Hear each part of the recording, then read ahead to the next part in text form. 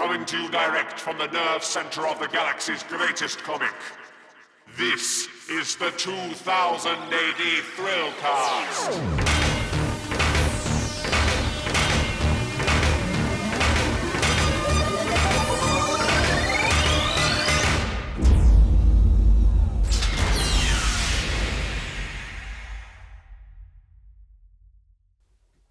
Borg Thung, Earthlets, and welcome to the 2000 AD Thrillcast Lockdown Tapes. I'm your host, Molch-R. I realised that we've been doing the lockdown tapes for well over a year now, and I've not really kind of explained what the Thrillcast is for those new listeners. So the Thrillcast is the official 2000 AD podcast, and it's an opportunity for us to hear from the creators behind the galaxy's greatest comics. So artists, writers, we've got episodes with colorists and letterers, editors, famous fans, and the lockdown tapes has been a way to while away some of the hours in lockdown over the pandemic. And this week is another retro episode where we go back and revisit a interview from a previous year. So this week,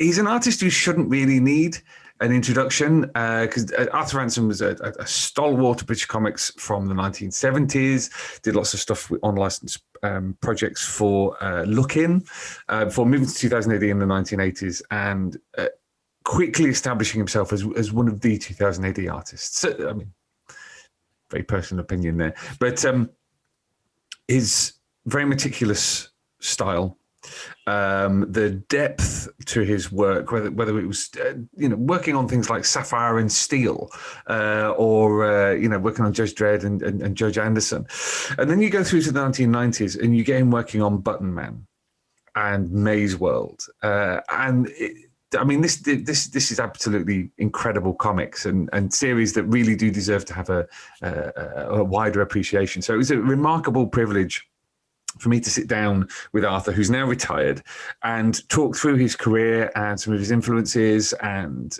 some of the challenges he's had, why he decided to walk away retire from comics, just kind of reflect on this remarkable legacy that Arthur has. So what I have done is I've taken the two parts of the episode that we had with the two-part interview that we had with Arthur back in 2018, which seems like another universe away. We've also, this is going to be a real bumper episode. We've also got the Arthur Ranson roundtable, which we did not long after the two-part interview with him, and it was an opportunity to sit down with people who know Arthur's work, know Arthur personally, and really just kind of chew over things in a way I think that how to describe it, that I hope brings some depth to some context and depth to his career. So that's with Ben Smith, who's the publishing head at Rebellion, journalist Graeme McMillan, journalist John Freeman, and photographer Ellen Rogers. And they got some great stories, some great perspectives. So this is going to be an absolutely mammoth episode. So if you're not into your football, it's certainly one to stick on while everybody else is watching the match. So we are going to be back in 7 days' time when we're going to be focusing on the 2000 AD sci-fi special, which is, it's out now, along with some of the other stuff that we've got coming up in the next few months. So this is definitely one to either blitz an afternoon on or save it in chunks. But like I said, it was a real privilege to be able to sit down with Arthur Ranson a few years ago and discuss his remarkable career.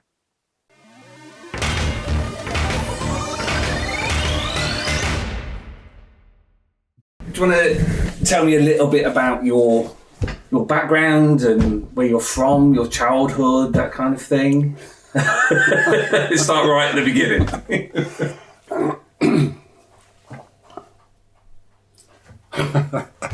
I mean, people can find all this stuff on my website. So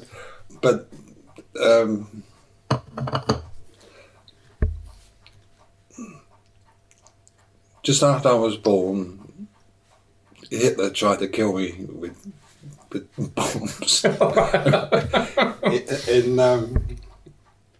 Hornchurch in Essex, where I was born.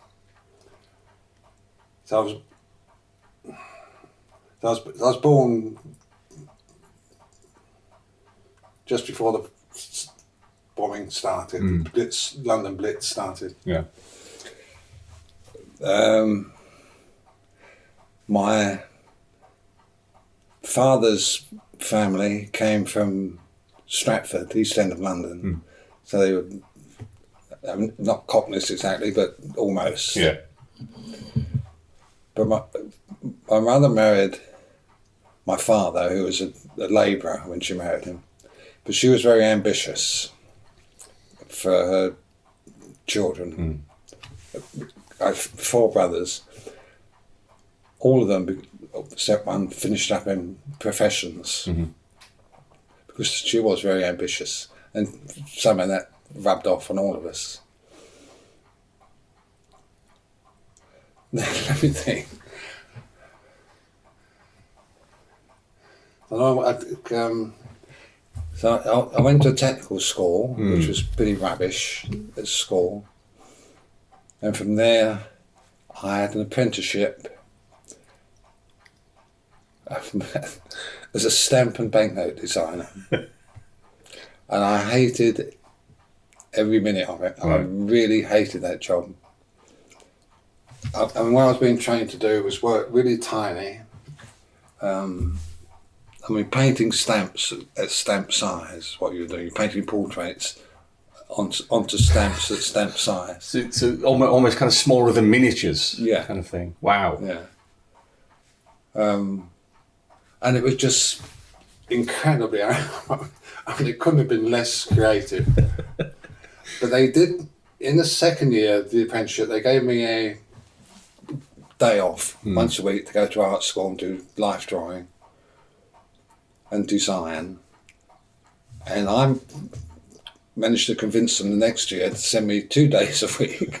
And I more or less became an art student, basically. Right. Yeah.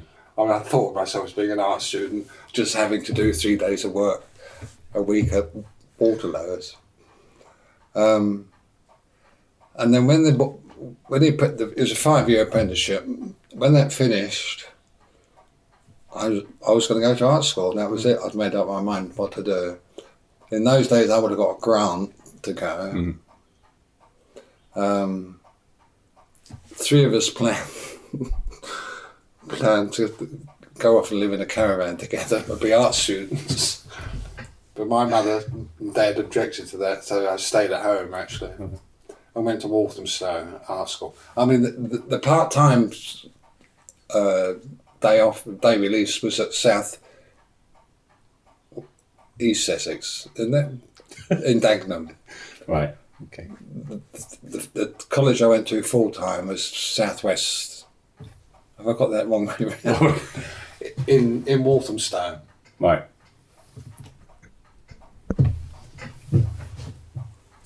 So I spent 3 years there instead of a normal 4 because I'd had some previous experience.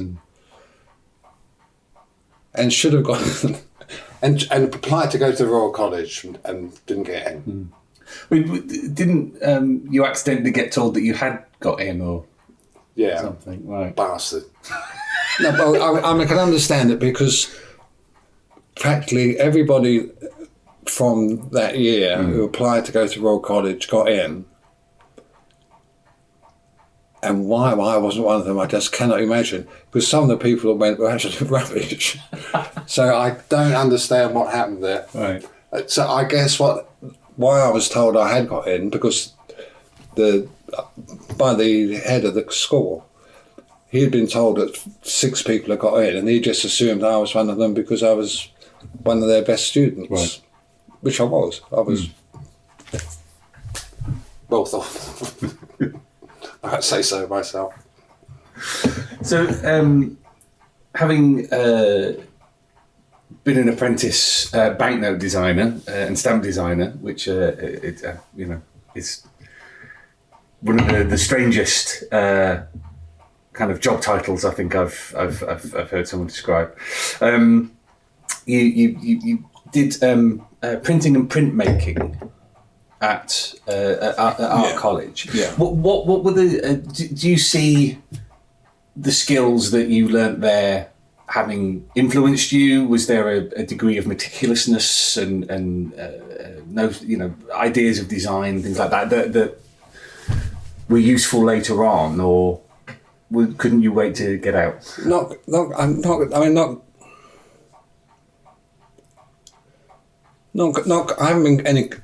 not conscious of any particular thing affected the way I draw comics.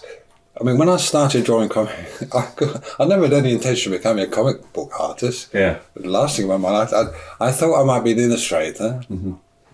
And all the things, I mean, you learn stuff and you just use it without thinking about that. Sure. I mean, it just becomes part of the way you see the world or the way you make stuff, but not specifically. I mean, it's an interesting thought, the idea that printmaking might affect the way I draw comics. So I never crossed my mind before. No. But you read comics, didn't you, as a kid? Oh yeah. I was a big. Comics are a big part of our childhood. All the kids read comics and swapped comics. Although once the Eagle folded, I don't think I read any comics for a long time after that. Right, the original Eagle. Oh yeah, Frank Hampson. Is there another one? There was in the 80s, but it was a different beast. Yeah, no, the Eagle was absolutely mind-blowing when it first came out. It was just so much better than anything else. I mean, not just the artwork, which was extraordinary, but the ideas in it, the way it was all put together. It was a great comic. And because there were so many titles back then, so there wasn't just the Eagle. There was things like obviously the Beano and Dandy, but you got Lion as well. I don't know if Hotspur was your kind of period or anything like that. When I was a kid, we would regularly get the Beano, the Dandy, Film Fun, Radio Fun, or at least we would see, because we would do swaps. Sure. There was also Hotspur, Wizard, and Champion, but they looked like comics, but they were texts. They were all written stories. There's no picture strips in them at all originally. Yeah. And they were what the older boys read. Right. What we saw there. I mean, some of those titles carried on and changed and became more like regular comics. But yeah, and I still remember the heroes from some of those comics. I mean, Wilson. Do you know Wilson? You ever heard of Wilson? A great athlete, mystery athlete, would turn up at any athletic event that was going and win, and then gallop off into the distance. It was true. And one thing that has cropped up a lot when I've interviewed people for the podcast and when I've interviewed them for print interviews as well is many artists and writers as well have a kind of eureka moment when they realise that comics are made by people. They don't suddenly appear out of nowhere. That there is an artist, that there is a writer, that it is a process. Was there a moment like that for you where it dawned on you that this was a career that could be pursued? No, it didn't work that way for me. Right. No, I mean, I got into comics because I was doing illustration and I was doing covers. I mean, because of what I'd learned as a stamp and banknote designer, I could do portraits and do very realistic kind of illustrations. So I was doing that for advertising and looking for work. I went to look in because they had stars, celebrities on the cover, painted. So I said, I can do that. So I was doing that for them. I've told this story so many times. No, carry on. I was in their office delivering some work, and they were in a panic because Brian Lewis, who was drawing Superflop, had just walked out. It just left him in lurch. Right. So I said, I can do that. And they said, okay, we'll try. So I went home and they gave me a script. So I went home and tried to draw a page of Superflop. What's the name of the guy that did Superflop? Les Dawson. Les Dawson, yeah. Les Dawson Superflop. I thought imagine it would be easy. I mean, it looks easy, doesn't it? You look at a page of Lewis's artwork and you think, yeah, that's easy. I think it took me all week to do this single page, and I had about 8 goes before I could do anything I was prepared to take to look in. But anyway, they accepted it, so that was my way into there. And it was nice getting regular money. I mean, as a freelance illustrator, I sometimes had got ridiculous amounts of money for doing an illustration, and then long periods of nothing to do at all. So having regular weekly work was really nice.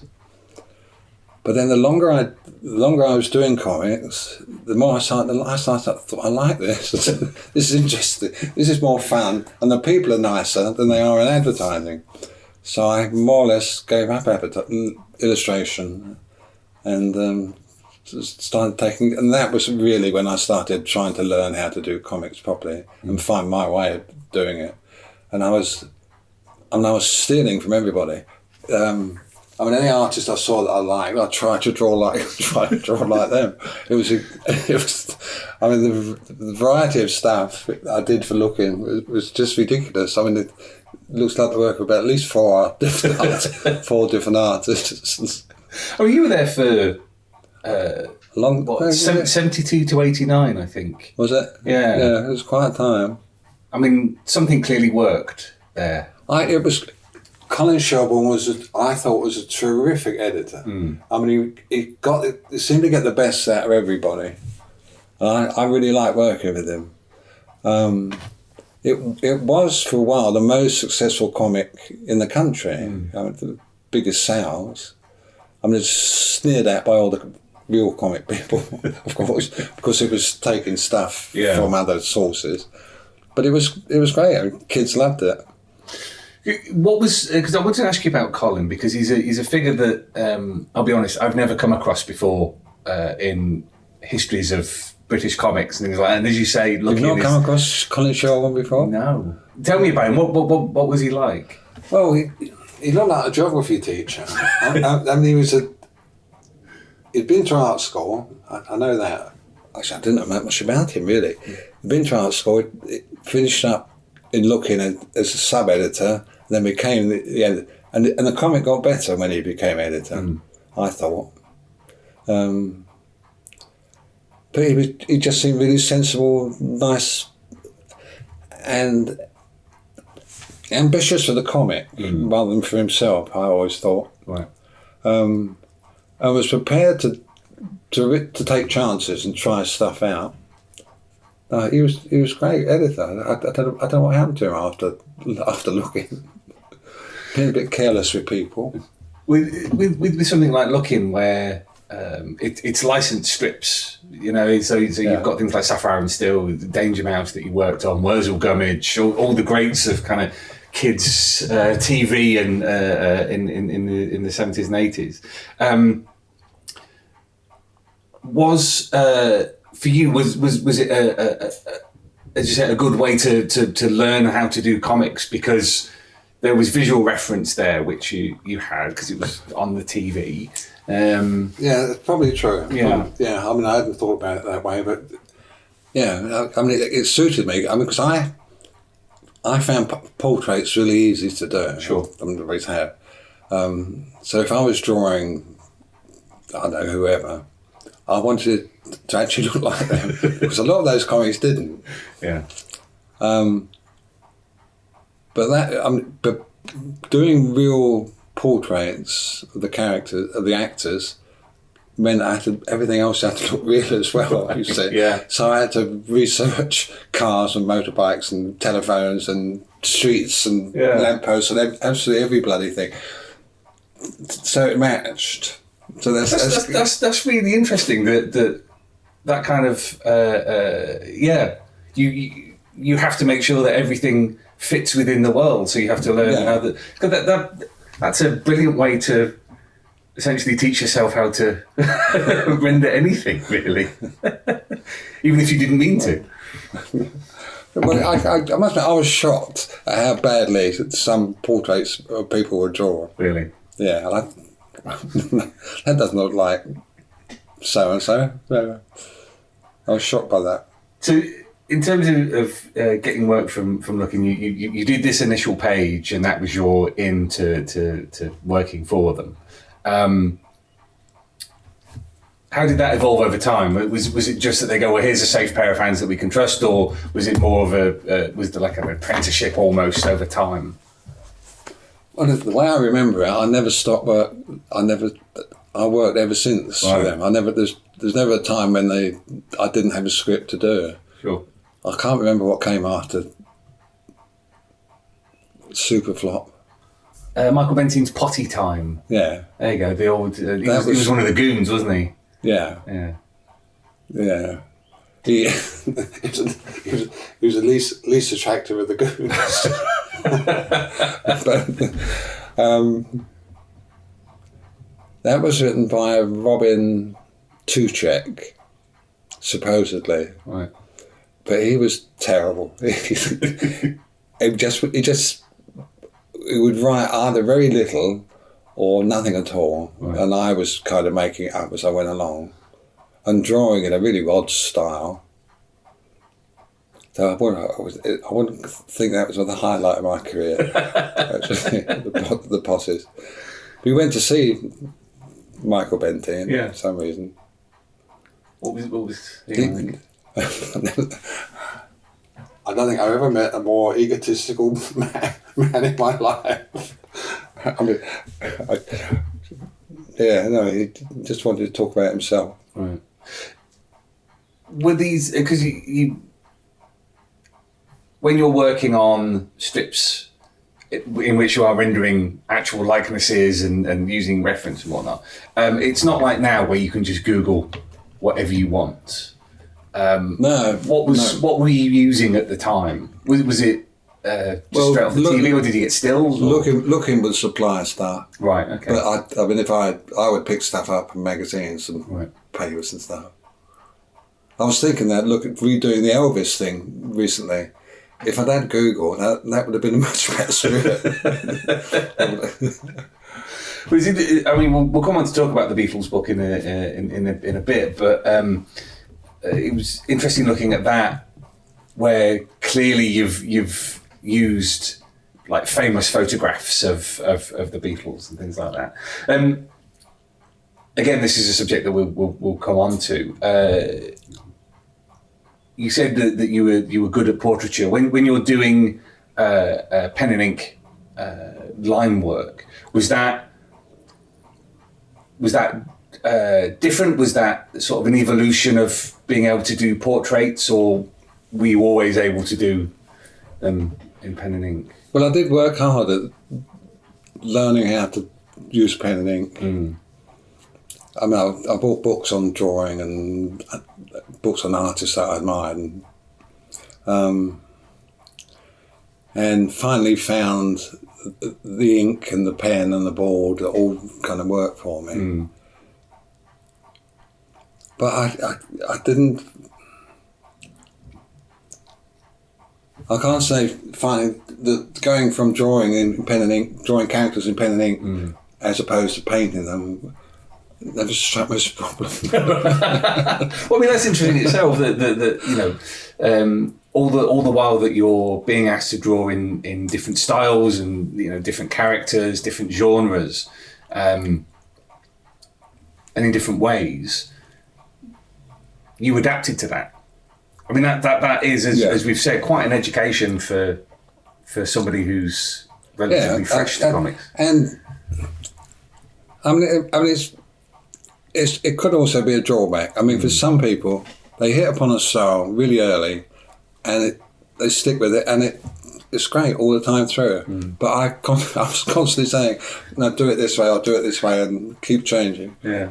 So because the production values on Looking were quite high, weren't they? Yeah. Lots of colour printing. And whatnot. Yeah, nice glossy paper.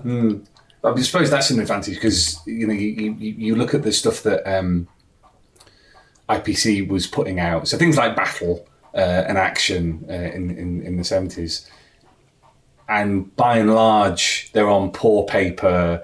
They're black and white. They're very much fixed to a formula where you have the opportunity to experiment. Yeah. I mean, there's no. I mean, I did a job for. There's a short-lived comic called Target, which I did a job for. They actually asked me to use a heavier line and flat. They printed in flat colours. It was terrible. I mean, absolutely unbelievable that they were doing that at that period.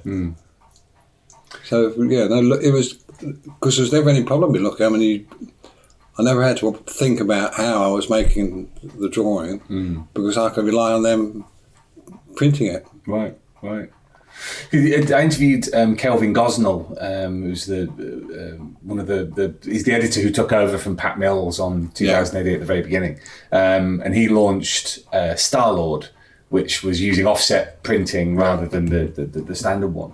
And what was really interesting was he said that they went to visit the presses, the IPC presses, and there was that 3-story high number 3 press, I think it was, and they had to keep it running. So that's why they did all the comics. He said was to keep this thing going, so that it could print the newspapers every day. So it makes a delicious kind of sense that yes, they are on the cheapest paper, they're using the cheapest ink, because they're just Well, that's how comics started in America, isn't it? Yeah. Absolutely. Just because they had a lot of paper to use up. That's one question I didn't ask you. Did you have any exposure to American comics? Oh yeah. We saw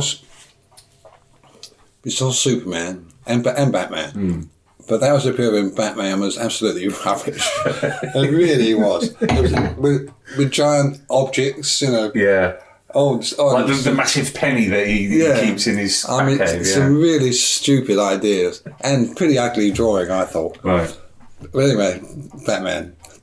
But I also saw Captain Marvel somehow. Right. And Captain Marvel Jr., both which I absolutely adored. They were by far and away the best comics ever when I saw them. I I can't imagine, unless it was American soldiers or airmen. Right. Because there were Americans around in Essex up till 1945, 46. Okay. When I would have been 7. Because these comics would have been quite different to the British stuff that you were reading at the time. Because you got Frank Hampson's down there, which is beautiful and very, Well, that was a lot. That was late. That was later. But if you look at something like the Beano and Dandy, very kind of down to earth, working class humour, then you get something like Captain Marvel, which is the kind of fantastical stuff. That's a theme actually I'll come on to later when we talk about other stuff. But I guess this would have been just odd issues that came your way. Yeah, I didn't see it regularly, but it did make a big impression. I liked the drawing, and I thought Captain Marvel was just a great character. It's just a shame that they've completely botched him up since. They couldn't make up their mind what to do with him. It's a shame. We were talking about writers briefly a minute ago, and we talked about the Beatles and Elvis and whatnot, and Angus Allan is somebody that you worked extensively with at Look-In. Was that a partnership that you pursued, or was it just how it happened that you worked well together, so you got his scripts? Well, Angus wrote everything there was that went into Look-In, so there wasn't any choice really. There you go.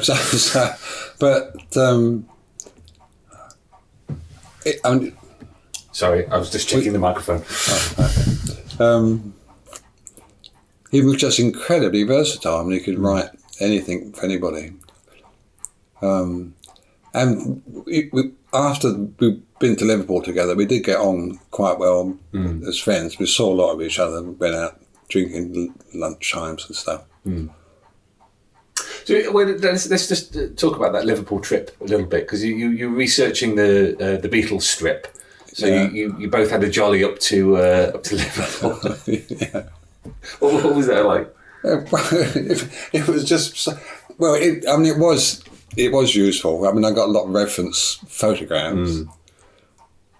But I imagine we spent more time in bars than we did actually tramping the streets looking for rare bits of Beatlemania. So, but it was then that because Angus always thought I was a cold fish, right? Until we'd been to Liverpool and discovered that I could drink as much as he could. Nearly, not quite. Such things are lasting friendships made of, I guess. Yeah. What was his advantage as a writer? Because you don't get relied upon to write virtually everything that's in a magazine like Look-In unless you're a steady pair of hands. Yeah, I've no idea how he did it. I have no idea how he did it, because he must have been fast, because he took a hell of no, perhaps it was just the time that I spent with him. He wasn't writing when he was with me. He would come around ostensibly to discuss strips, but not really. It was just to get lashed, basically. Terrible. Was there... how to describe this? You've already kind of touched on it with people's attitude towards something like Look-In, because it was licensed stuff. It was TV and cartoons and whatnot. A certain degree of snobbery around something like that. That it's not proper comics. Yeah. Angus sounds very much like a journeyman, like the kind of person who knows how to do this and absolutely bangs it out every time, and is skilled at it. Yeah. But isn't necessarily pursuing loftier ideals. No. No. Angus wasn't. A writer for 2000 AD nowadays is making a name for himself, creating his own personality, his own fans. Angus wasn't interested in that stuff. Right. It was just a job, and you had to pay. What Stuart Lee calls a what's the expression?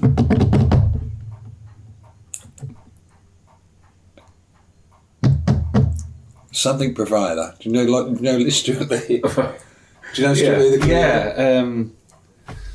Hang on, let me. I just went to see him last week. Right. Content provider. Content provider, there we go. Angus was a content provider. And which makes perfect sense. Because was he doing any other writing? Was he writing novels or short stories or anything? Was he just doing Look-In, and that was what he did? I'd be surprised if he wasn't doing other stuff for other people, but not much. Because he had worked. He'd done a lot of cowboy comics at one time. Right. Told me some stories I'm not sure they're true or not about cowboy comics. Such as? In comic strip lettering, Let me think. L-I can look like a U. You know the story? Yeah, you told me that. he claims he once wrote, Clint flicked the rump of his horse. I don't know if it's true or not.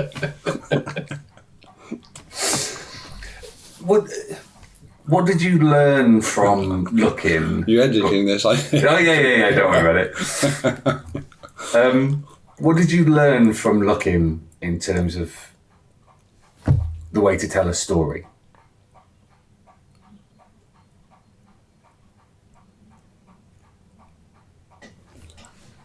Because if there were writers who didn't give you an awful lot, talking about the I can't remember what strip it was earlier, but where a writer doesn't necessarily put in a lot of work, the onus then falls on you as the artist to tell the story. What were the lessons that you learned from looking about telling stories in comic books? But I never had any problems with Angus. The one thing I did do was I was always inclined to add panels to what I was asked to do, because I think things needed linking up. Certainly when Danger Mouse started, I suggested instead of the standard was 6 panels per page, I suggested for Danger Mouse we do 9, right? Because it didn't make any difference. I mean, it was if it was 6. You couldn't get any more information about Danger Mouse by doing it bigger. so I thought, do it smaller. Yeah. Keep it. So I suggest we do it 9 frames a page. Without giving a thought to Angus having to write it. And what made it worse is that Colin thought it was such a good idea, he applied it to all the other strips as well. So everyone finished up with twice half as much again work to do. But I still think it was a good idea. Well, I guess if you're doing a strip like Danger Mouse, then that's an action strip. You know, there's always something happening. There will be rarely a moment of extended quiet. So to convey more action, then more panels can make sense. It's if you do it bigger, it's exactly the same picture, just bigger. Right? Yeah. So you don't get more by doing a bigger picture. Yeah. The only way you can get more is by doing more pictures. You got an award from Cosgrove. Oh yes. Hall, Okay. didn't you? Do you want to see it? Yeah, by all means.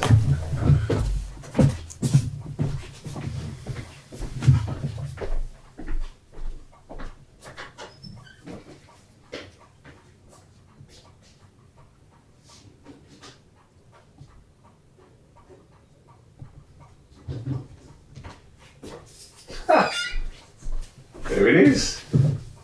Oh wow. It's really great, isn't it? Yeah. The Danger Mouse and Penfold Good Grief / Oh Crikey Award. Oh, brilliant. Ooh, bottom's fallen off. The only award I ever got. Fantastic. And that was for what we did with Danger Mouse. Right. Look at, I mean, Angus went on and wrote some scripts for Cosgrove Hall. Oh, right, okay.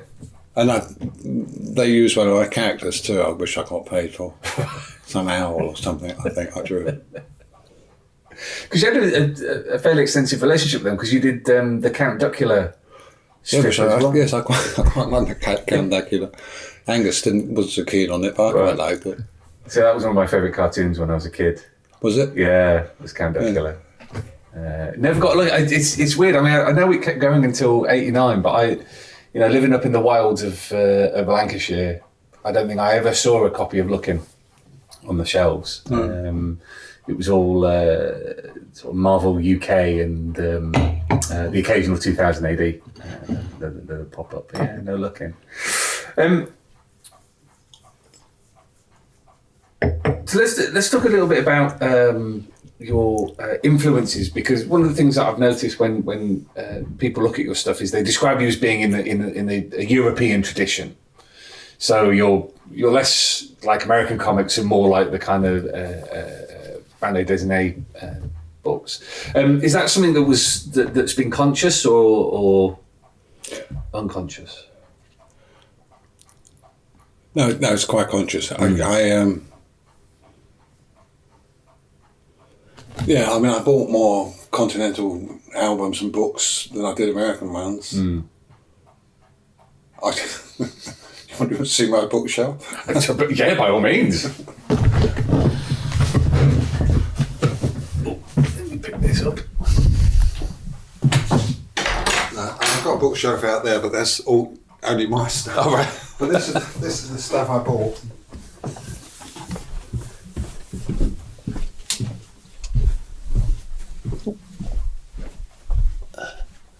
Oh, right, okay. So, I mean, a lot of this is continental stuff. I mean, what sort of people are we talking about? I can't remember their names now. Mobius, Yeah. certainly. But I used to get... I should have put my glasses in, shouldn't I?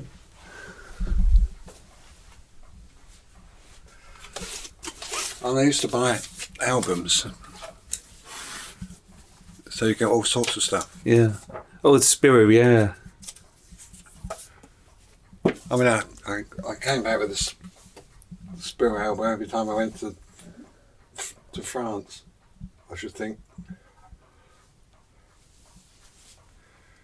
Oh, you've got some Nemo in Slumberland over there, and Well, yeah. I mean, some early stuff. I was intending to write a book about comics, and I did a lot of research, Right. history and stuff. yeah. But then, what's his name? I got such a terrible memory for names.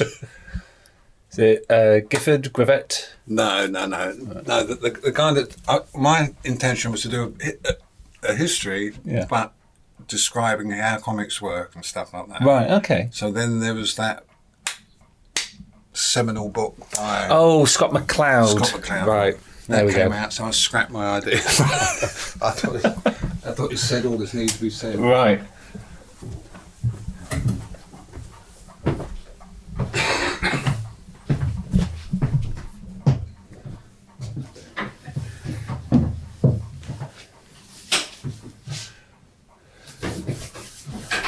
So in terms of the stuff that you say that whenever you used to go to French, you'd come back with a Spiro album and all this. In terms of what you learned from European comics. Well, I was reading books about comics and how they were. I was interested in how comics worked, and so I kind of looked at that. What the thing about continental comics as opposed to American comics, they seem much more story orientated rather than character oriented. I mean, you really got a double page spread of two guys punching each other's heads in a continental comics. It just seem more, I don't know, more grown up. I get it. Well, if you look at the BD market, then they have every sort of genre and age range under the sun. But one of the things I find fascinating is that they still have such a rich tradition of humour comics and, for want of a better word, serious comics. And I think that's probably the closest comparison to what you were doing on Looking, because you were doing humour comics and you were doing the sort of serious, your Sapphires and Sapphire and Steels and things like that. Did you have a preference between the different ones? I really enjoyed doing Danger Mouse and Duckula, but I don't. No, I wanted to be a serious artist. So I wanted people to I wanted to attract the same sort of people that Brian Bolland was attracting. You know, Right. so Okay. I wanted like a real comic artist as opposed to it's pure snobbishness. It's got absolutely nothing to do with quality or at all. Well, I mean, on your blog, in other interviews, you've talked about the impact that Bolland made for you on things. Yeah. Do you And want, everybody. And everybody. Do you want to describe what that impact was? Well, on the part of being able to draw really well, Brian Bolland always looked as though, I mean, he took it seriously. He did his own thing, and he made it look like something you could do for love rather than just as a content provider, so to speak. That was why I thought it was so significant.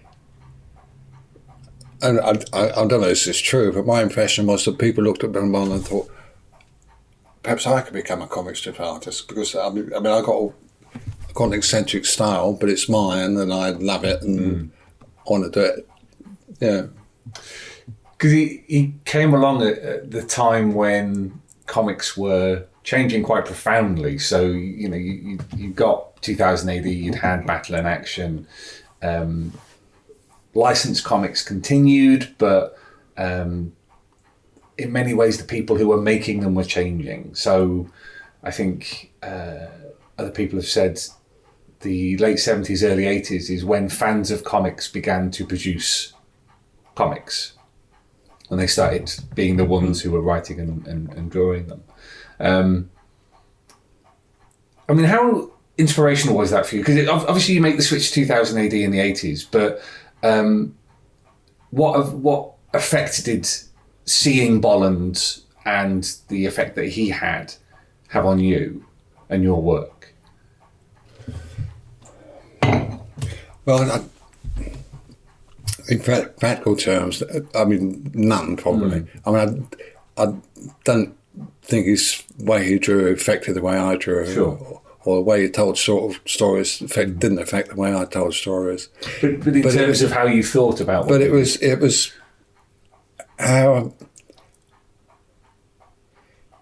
how much more admirable and acceptable he made comics seem. Right. I think. Because that was the beginning of that process. You know, within a few years, you've got Swamp Thing. Alan Moore comes along. You've got Swamp Thing. You've got Dark Knight Returns. You've got Watchmen. Yeah, I mean, comic strip artists and writers used to be like, I don't know, workmen. You know, they went to work and did their job and went home again. Sure. But after Bolland, they seemed to become more like musicians. You know. There's a big thing at the time about credit and about being given due credit for your work. And I noticed, you know, you sign your page in the Beatles artwork and in the Elvis stuff as well. You sign your artwork very clearly. I mean, because did Looking ever have credit boxes? No. And they didn't allow you to sign work either, right, for a long time. But when they did, I took advantage. And Pat Mills giving artists credit was just remarkable. I thought just a terrific thing to do. Well, the person who did it was Kevin O'Neill. Oh, was it? Well, he was art editor, and I think they got 3 issues out before the higher ups clocked what was happening. And of course, hit the roof, and like, you can't do this. And it was too late by that point. They'd already done it. So I think all my life I've advocated a do it and then ask permission mentality, because I know that story.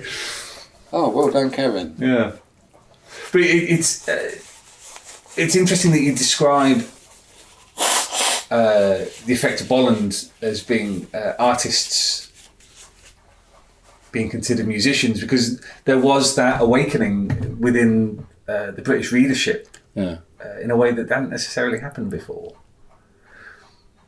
Were you... and don't take this question wrong, were you just looking for some more recognition? Were you just hoping for a bit more appreciation for what you were doing, rather than just being a journeyman? Oh, yeah, I mean, I guess so. I mean, I'm as vain and glory grabbing as the next man, I guess. But yeah, I mean, wanted to be. That's what makes you an artist, isn't it? It's kind of look at me, I'm special. That's why I started drawing. In terms of your process, there's an elephant in the room which you've talked about on your blog about your battle against the phrase photorealism.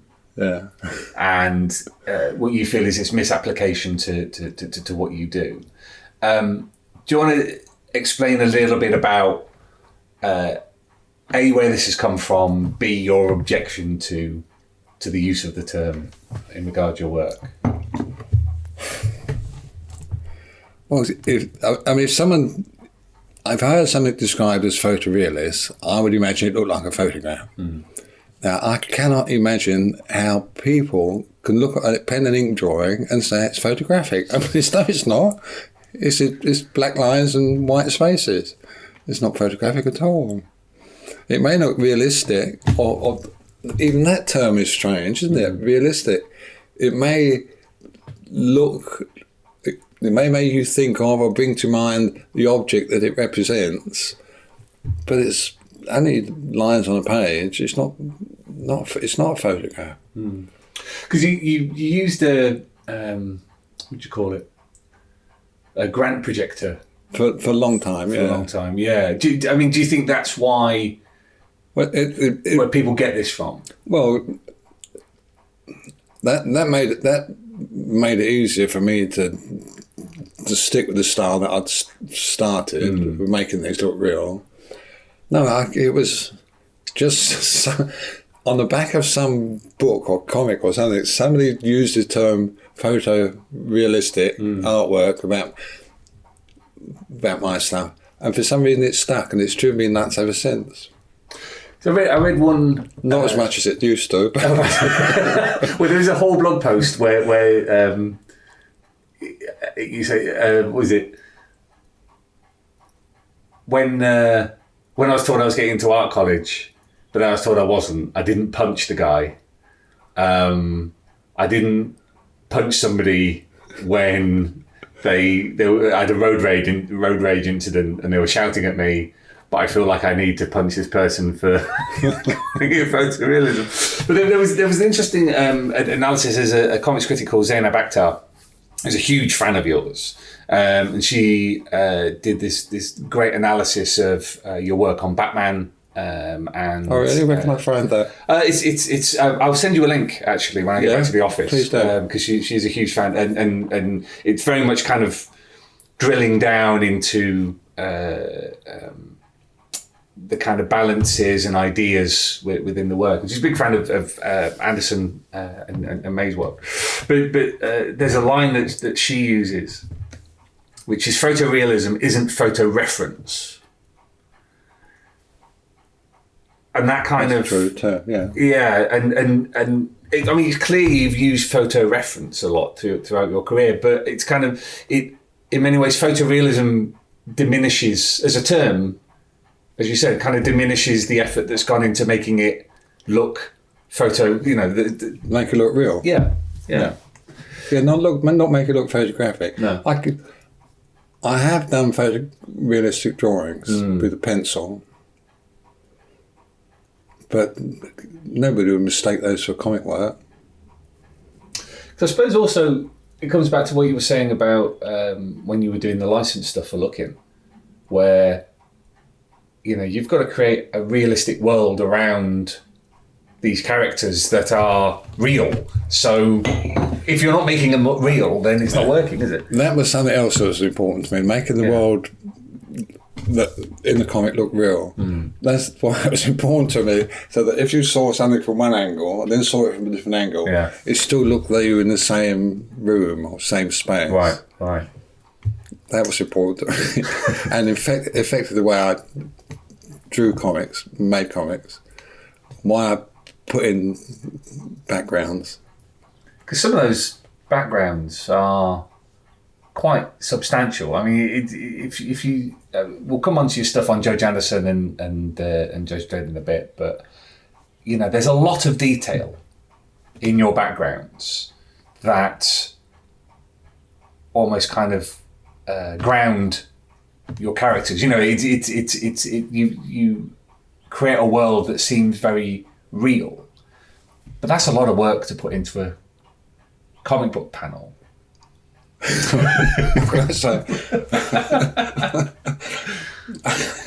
yeah, I know what you mean by a lot of work. I mean, it's work. I mean, what you do. Right. I mean, a lot or less. I mean, yeah. I mean, have you never sort of been halfway through rendering a big Mega City 1 background and thought, this is taking a long time? No? No. That's interesting. It's yeah. No, it's not strange. I mean, it's what I do. It's what I enjoy doing, and I like to be able to do it. And I mean, again, I come back to this thing about it's kind of. I mean, it might be showing off. No, it's not. It's I'm drawing a strip of this character doing stuff. I want them to be in a real place, or a believable place, a convincing place, or at least not a place where, if you give it a moment's thought, you realise couldn't possibly exist. Yeah. Or backgrounds that come and go, or that don't make sense. You know, the one frame doesn't make sense to the next if you analyse what's going on. That really drives me nuts in comics. Why can't I just do it properly? That's what I keep thinking. And so I try to do it properly. Yeah. And it's nice if people notice that. Is there a certain degree of pride in doing something like that that you wish to be proud of? I mean, I was brought up never to congratulate yourself about anything. You know your place, keep quiet, don't make a fuss. But just lately, looking back at work I've done long ago, I think that's bloody good. Well done you, who did that. I don't think anybody would sort of condemn you for taking a little bit of pride in your work after a career. Let's talk a bit about the switch to 2000 AD. You want to explain how that came about? Because you've been solidly on Looking for quite a substantial period of time, almost 20 years. Well, I was warned that Looking was on its last legs. Right. So there was nowhere else to go, really, was there? In those days. There was Looking or 2000 AD. Where else was there? So, yeah, I went and saw... I want to call him John, but I don't... it would have either been Steve McManus or Richard Burton? Richard Burton.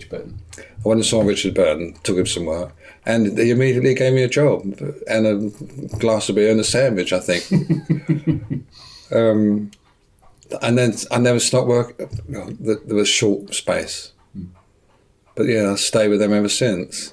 I mean, I was slightly surprised that they took me on, actually. Somehow I didn't imagine myself as being a 2000 AD artist, but Richard was quite encouraging, so that was good. Because had you sort of come into contact with 2000 AD professionally before? You know, did you know people who worked on it? I met a few of them at the Society of Strip Illustration, but I wasn't matey with any of them. Yeah. But I'm not a very matey sort of person, so that's probably says more about me than it does about them. Because you go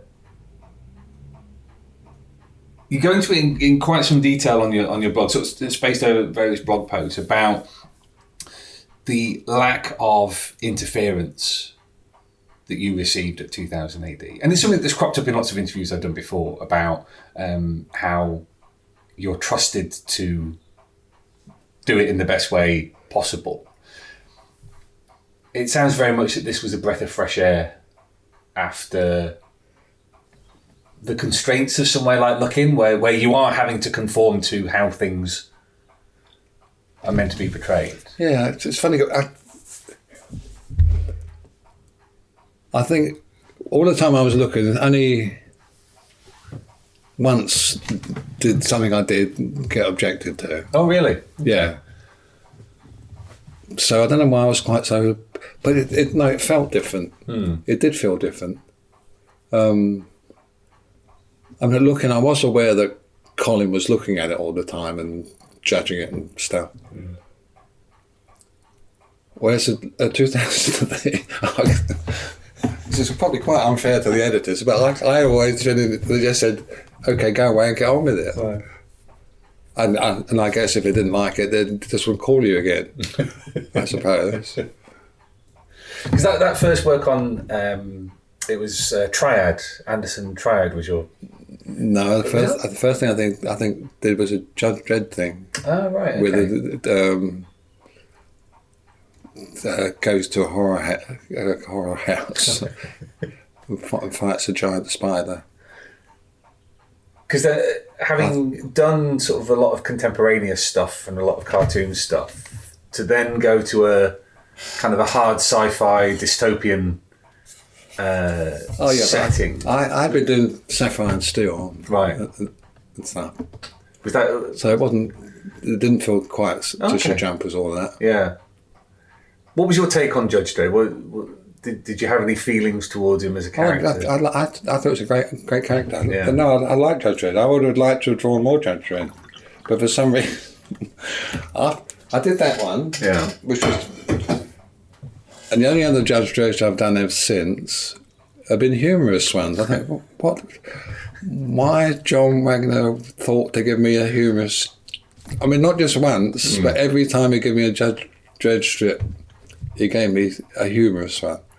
And I'm crap at humour, especially that kind. So it was a shame. I would like to have done a nice, what was it, the Waste World kind of. Oh, Cursed Earth. Cursed Earth kind of, yeah, right. I'd have to do that. I wonder whether it's to do with the kind of nature of deadpan humour, because the strips you did do with Dredd that were humorous, except they weren't, were they? Well, they were humorously horrific. I mean, there's that... not funny. Certainly not funny. That Christmas one where the spurned lover gets the sniper rifle and starts shooting all the Father Christmases and whatnot.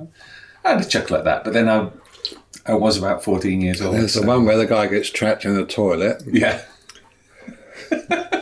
What was he thinking? What was the other one? Oh, the other one where alternative reality gardening thing. God, I can't remember that one. No, just okay, don't worry about it. You don't need to. With so you make Switch 2080, you do some Judge Dredd. I did a Judge Dredd story, Judge Dredd. And then Alan Grant got in touch with me. Did what was it? What Triad? Triad, yeah. Now that was very noirish, very dark, lots of shadows. What's your? Do you have a specific memory of working on Triad? Well, I know I used some funny techniques. I'd been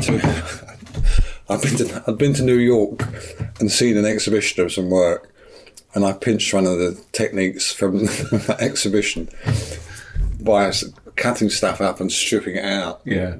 So yeah, that's what I remember mostly about that. Because looking back at it now, I wonder whether it was such a good idea. Well, because that was the strip where in one of the odd issues of 2080 that sort of made its way into my hands.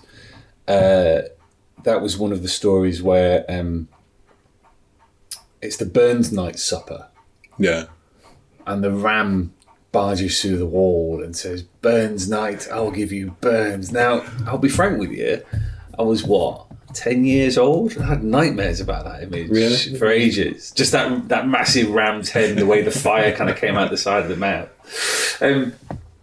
It for me, that's kind of scarred me for life. But for me, that's kind of emblematic of one of the things that I like about the way that you draw is it's one of the styles that seems to bring in things from outside. So as you say, some artists will pick a style and will stick with it, and everything will be realized within that style. But you always seem, in your pursuit of making things look real, making them look grounded, you seem to bring in ways of viewing, ways of looking, ways of seeing from outside of comics. So there's a kind of almost classical, with something like that ram's head, the way it's rendered, it looks almost kind of like a classical etching. Were you conscious of that? Was that something that... Well, I was certainly trying to learn to draw with pen and ink, and looking at, I won't know their names now, but I was looking at Victorian, 18th century, any artist that could draw well with a pen and ink. Yeah. And I was practicing drawing with pen and ink. So, but when it comes to actually drawing, I mean, how you draw depends what it is you're trying to, not just the object, but the kind of the mood you want to attach to the object. Mm. Oh yeah, that's it. Particularly on something like Triad, when it's so moody, it was so noirish and whatnot. It felt very different to the stuff that you'd done before. Because number one, it was in black and white when you'd done so much colour stuff before, and number two, it was so thick with atmosphere. Oh, that's nice. Good. One thing I did want to ask about is we touched on the kind of freedom, the increased freedom you seem to have on 2000 AD, and you've kind of mentioned on your blog about feeling that this allowed you to begin to achieve a degree of potential that you hadn't necessarily been able to achieve before. Number one, what potential was that, and how did it allow you to expand? Well, the things that brings to mind is page layouts. I started feeling I could use circular frames and pages with all sorts of odd tricks and stuff on. Yeah, which was almost certainly influenced, but that was European influence. Mobius and his friend, whatever his name was. Jeez, a terrible memory for names. Lone Sloan. Do you know Lone Sloan? I don't. Who drew that? It's a terrific comic. I can have a look. Since all of world knowledge is at my fingertips.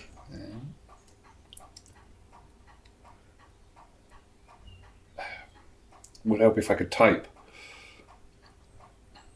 Lone Sloan. There we go. Oh, Philippe Drouillet? Right, Drouillet, yeah. Drouillet, there we go. Yeah. So this was you kind of drawing in, again, influences from outside. And there is a line that you mention on your blog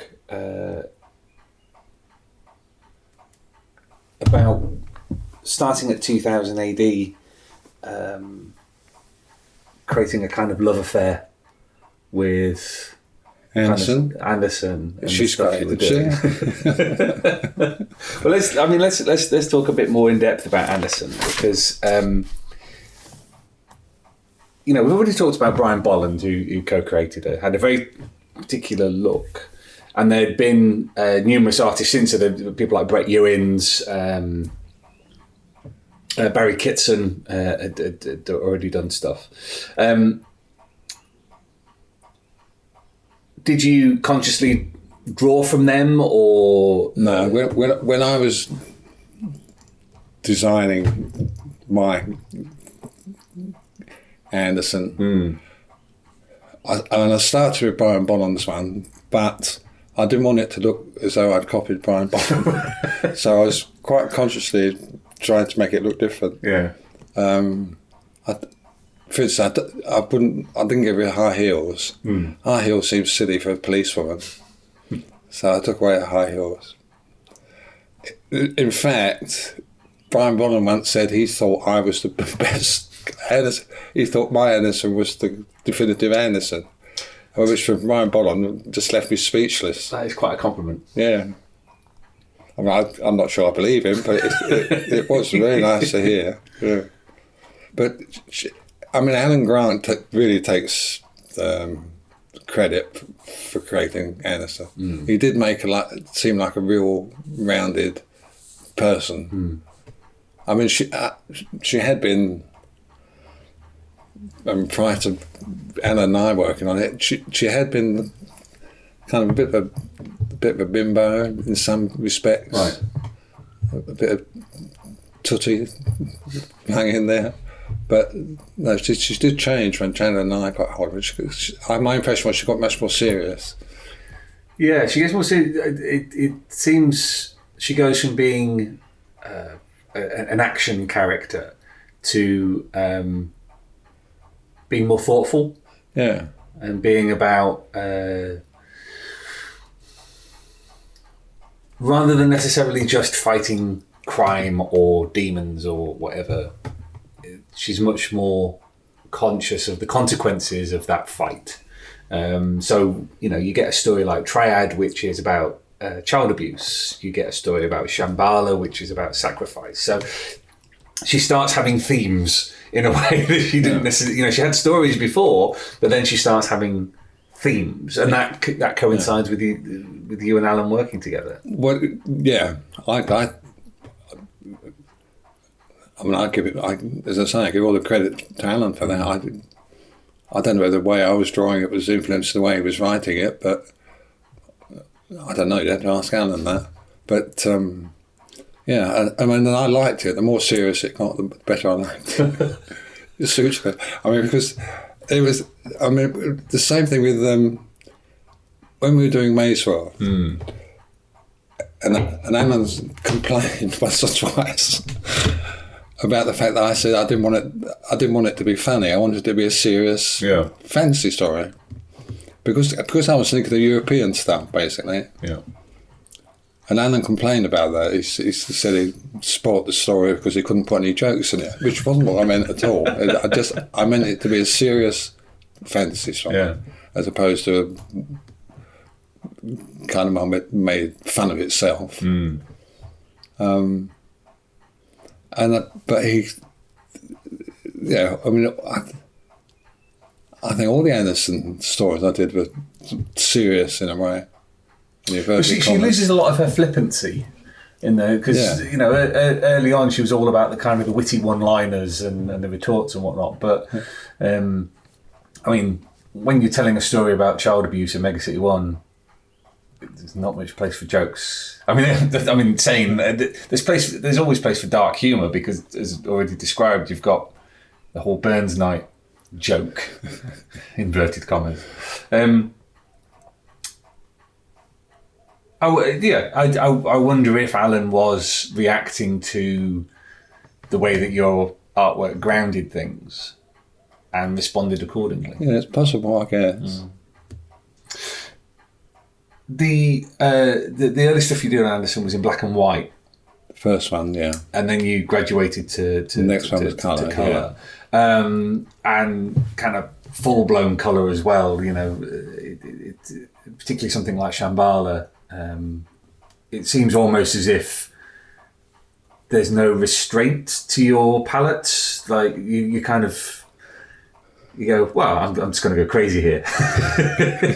Is that what it looks like? Well, not in a kind of bad way, but in a kind of you didn't feel any restriction. No, I assumed I could do as I like. Right. I mean, again, this is part of my feeling about 2000 AD. That you were given free rein to express your own feelings about how comics should be presented. In terms of physical media, we're using watercolours, acrylics. I used water-soluble ink, Right. which were perfect. Absolutely perfect. Because the colours all pop. You know, it's notable how vivid your use of green, your use of red in something like Shambhala is. You know, those inks seem to hold the vivacity. They're great. Eco-line, they're called. Right. And I recommend them. Was that a technique that you picked up working on Looking, or? Well, when I first colouring for Looking, I was using watercolour, the sort of slabs of colour. But they tend to be a bit greasy. But where did I find it? I don't know where I found the inks from. What gave me that idea? But I was still Looking when I was using ink, water-soluble ink.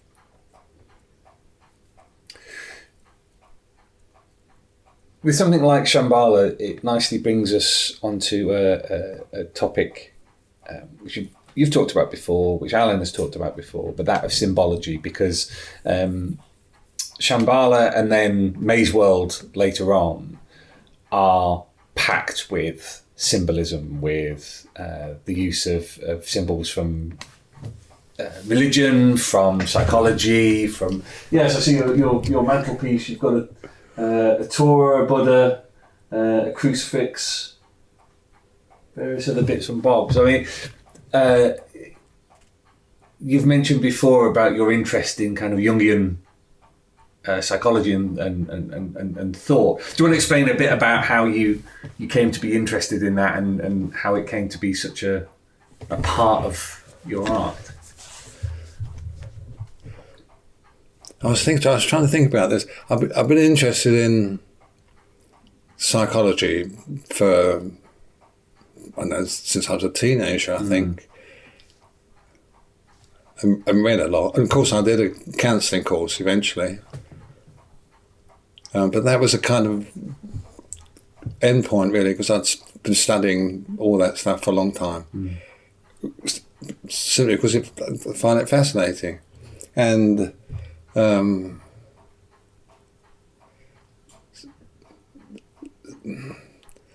mean, dreams, symbolism, stuff that means more than it, that contains more than you can see. Yeah, that's great. That's art, isn't it? All that stuff.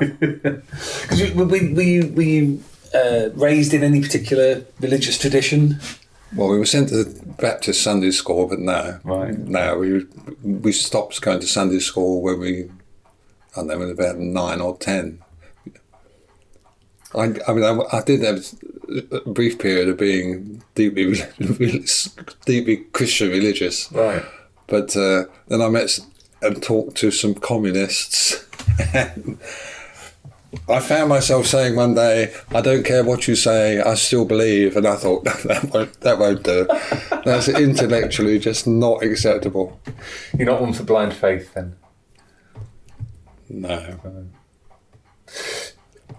So with something like Shambhala, where you're experimenting with forms on the page, you've got circular panels. You're clearly using colour in different ways to denote emotion and things like that. And then you have this amazing burst where Anderson communes with the divine, let's put it that way. Yeah. And that is absolutely jam-packed with this kind of symbolism. Is this just a case of, I don't know, just borrowing things to put in there, or is there some rhyme or reason to it? No, I'd meant it just borrowed. I mean, it's basically Buddhist stuff, isn't it? What I drew. Well, it's. it's interesting the kind of overlap between the stuff that Allan talks about, because I mean he's had a long interest in esotericism and Buddhism and mysticism. I mean, was this something you were talking about at the time? Was this something you were sharing, or was it just coming up through his scripts and you were acting accordingly? Yeah, no, I was just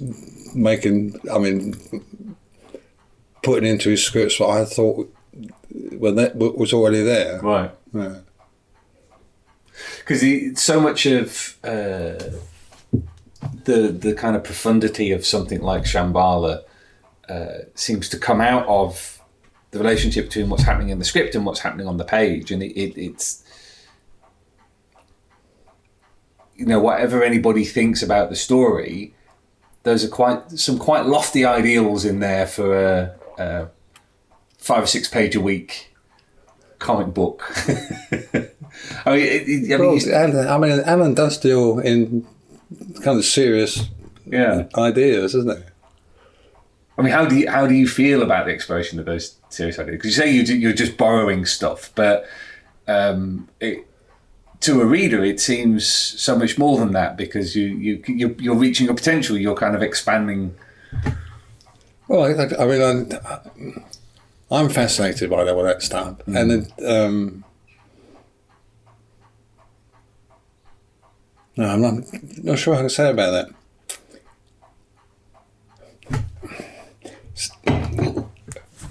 I mean,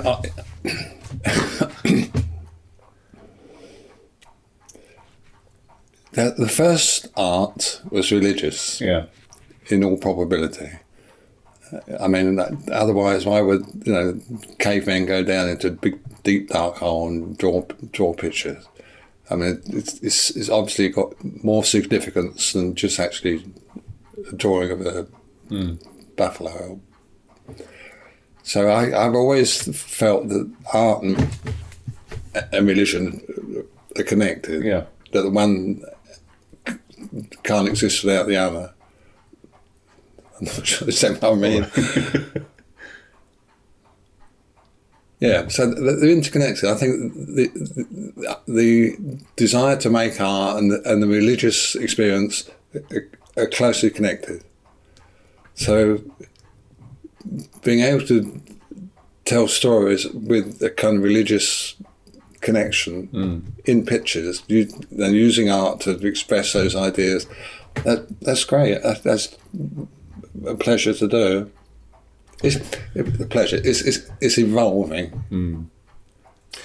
Because with symbology, there's so much wrapped up in just some simple lines. So, you draw a cross on a page, and that means so much more than just those lines.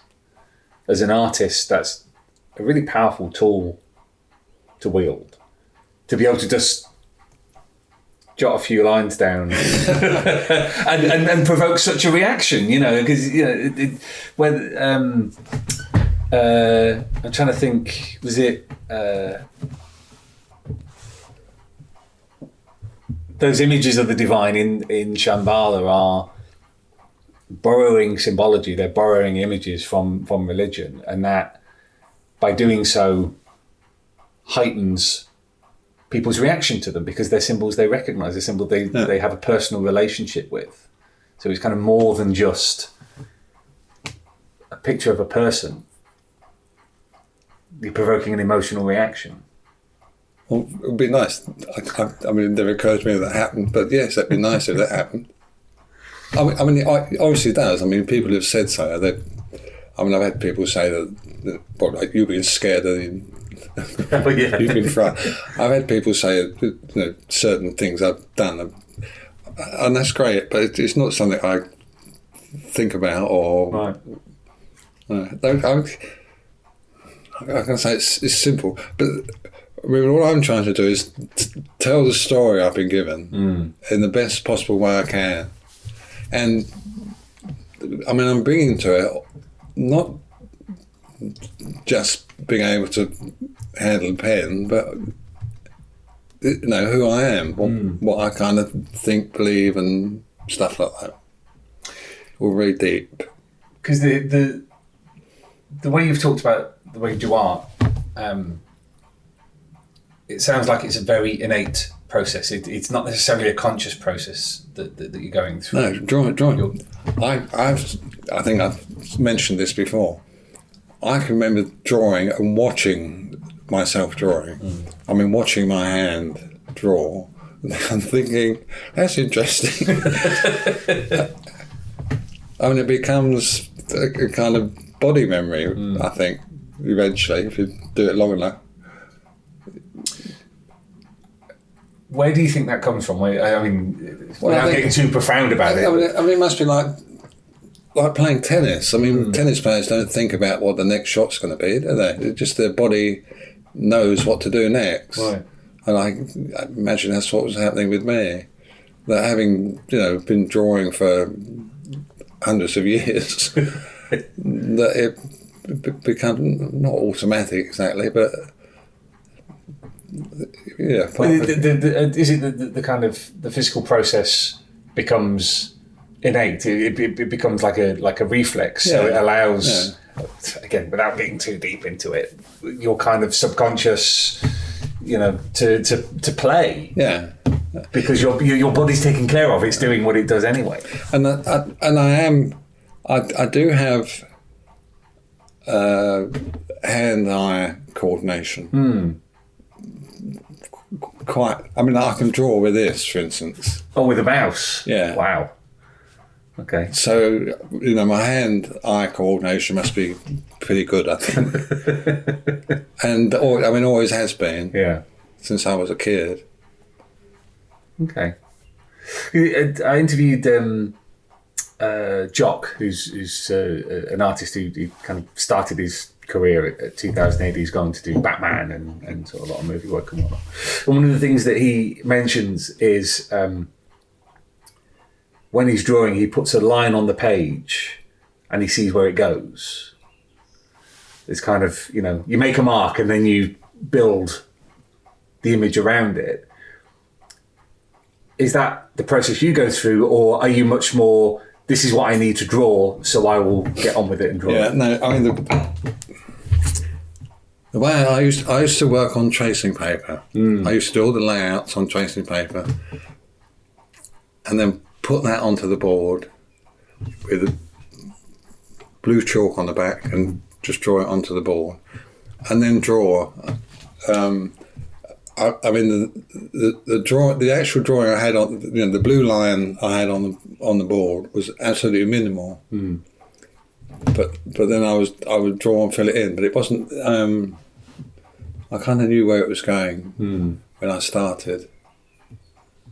I mean, I do paintings differently, but when I was drawing comics, that's the way I worked. I want to come back to talking about Anderson and the way that you portray her, which has changed over the last sort of 20 odd years. Yeah, she aged, didn't she? Yeah, she's aged, and this is one of the curious byproducts of the way that Judge Dredd and his world have been portrayed and published in the ages in real time, and so therefore Anderson ages in real time as well. Do you want to explain a little bit about your feelings towards that and the ways in which you've represented Anderson growing older? I think that was funny because I thought it was a really nice idea, and I know people wrote in and complained about Anderson looking so much older, but in fact I made very little change to her at all. I changed her hairstyle. I think that's about all changed. Right.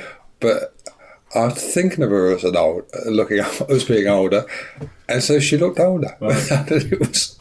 But I didn't actually try to draw a 50-year-old woman. I suspect if you took out the faces from Anderson at 50 and compared them to the drawings of Anderson at 20, wherever she was when I started, there wouldn't be any difference. It's just the people's perception of it. I mean, my perception of her when I was drawing her was different, and I think that just comes over. But I didn't consciously make any changes at all, apart from a hairstyle. Do you think that says a lot about the way people think about women and female characters? I guess. I mean, yeah, I do object quite a lot to how women are presented in comics. Because you've got the Half-Life sort of epic. I mean, that was a long story, the whole WMD and Half-Life thing. And she goes through an awful lot and ends up with that sort of bob that she has. And Allan puts references in the script to her getting older. So do you think it is just... I mean, is that the power of not necessarily comics, but art, but like one change and all of a sudden people's perception of a character is completely different? You know, just change the way that... I mean, people don't come to a comic or anything else without a lot of preconceptions of their own. They're carrying all their own stuff, which they attach to what they're looking at. Because you've described Anderson as being a character with strength and vulnerability at the same time. Again, are those just qualities that you hold in your mind while you're drawing and they kind of come out the other end? Or are there things that you've specifically done? No, I mean, I don't... I mean, I just feel as though I know who she is. So when I'm drawing her, I feel, I know this person and this is what she's feeling or doing or being at this moment. And it's what's going on in my head. I mean, perhaps it affects the way I draw it, but it's difficult to know because I mean, if any particular picture is presented in a different context, people will probably read it completely differently anyway. So I'm not sure that it's kind of intrinsic to the image. It's part of the continuum of the story. Because one of the things I wanted to talk about was we've already discussed how you make a world real. You fill it with things that fit, with things that look real. And I was always particularly struck in Shambhala by two things. One, very mundane, and one, a bit more technical. The quality of your walls. The way you render walls always struck me as being very solid. And it's weird. It's weird that that's something you notice. I mean, very much, I was a teenager when I was reading this. So, she walks into the Centre for Fortean Studies or whatever it is, and the windows have frames, and those frames look like they're properly bolted into the wall, and there's a certain degree of grounding. And then when they're travelling to Nepal and the Deros attack, and the train goes off the track, and you've got this remarkable rendering of a Soviet-era train. I mean, that's kind of... Coming back to the point, that's kind of above and beyond the Call of Duty almost, I mean, because that's the most detailed thing on that page, because there's, nice big sort of wide panels. I had just recently come back from Russia and taken some pictures of Russian trains. Yeah. So you just felt like putting a very detailed Russian train into the story. One of the reasons why I wanted to touch on this was because that's around about the time that Allan begins to bring in a lot of the kind of mysticism and esotericism and Forteana, and the magical as well. And when you have a very grounded style like yours, one that is about making things seem real within their context, introducing supernatural elements into a natural setting is going to be quite a challenge. So how did you balance those two things? You make it sound so much harder than I thought. Well, maybe this is just me reading this stuff, and I kind of look at it and go, wow, that's amazing. But your reaction suggests that it's just you just got on with it. Yeah, I mean, it's just the same problem. I mean, when you need a Russian train going over a cliff, you try to make it look real, and if you're an angel appearing, you try to make that look as convincing as well. It doesn't seem to be any contradiction. Or at least it wasn't a problem to me. It didn't trouble me to do that. Because it's interesting that your time with Allan is the period when those elements in Anderson's story get larger. So you have Shambhala, you've got Satan, you have something like the Jesus syndrome, and then all the way through to Half-Life. And even when you're drawing Satan himself walking on the battlements of the West Wall, he looks solid, he looks real. I mean, is that a benefit of having done so many things before? When you're drawing Sapphire and Steel, when you're drawing Wurzel Gummidge, when you're drawing Danger Mouse, you're used to being able to render whatever needs to be rendered in a solid way that fits. That doesn't really sound like a question. Yes. What can I say? I mean, it's just it's the same job, all the time. I mean, the Jesus story, the Jesus syndrome. Yeah, wasn't that a strange story? It was just so strange. Why would a comic writer for a science fiction comic write a story? It's just wonderful. It's really nice. Well, it's the contrast again. You have this science fiction story, and it's touching on themes of faith and hope and religion, and you did that amazing page of when she's in Baptiste's head of Christ on the cross, and it again, we're coming back to the symbology about using images that mean an awful lot beyond their face value, kind of thing. Was it odd? Did you find it odd? Did you read the script and think this is a bit weird? No, I just thought this. I like this. I'm looking forward to drawing this. Right. It's not occurred to me until now to question why Allan would think to write it.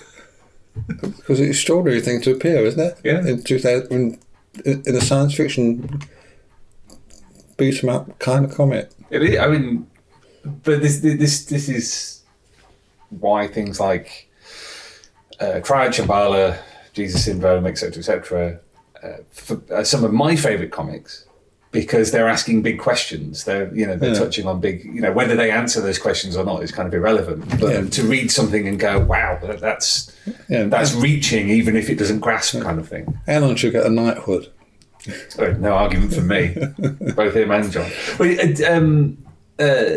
Let's just touch on that relationship, because you worked with John Wagner and you've worked with Allan, and hang on, what was the phrase you used? Mythic and non-mythic.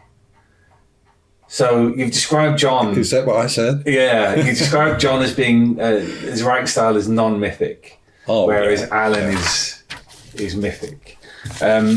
John... apart from his humorous things, John is very down-to-earth, no-nonsense kind of writer, it seems to me. I mean, stuff happens and it's all real and concrete and stuff. Yeah. Whereas Allan's is the opposite. I mean, his head's all over the place in faraway places. And I mean, John, for a writer, is a man of few words. He doesn't. He's pretty taciturn, isn't he? Yeah. But in his scripts too, he just says this happens, and that's it. There's no attempt to give you a psychological background or explanation or anything like that. Without wishing to play favourites, which is your favourite?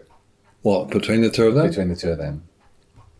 Because you've done fairly substantial work with them both, what has been the most rewarding experience of the two?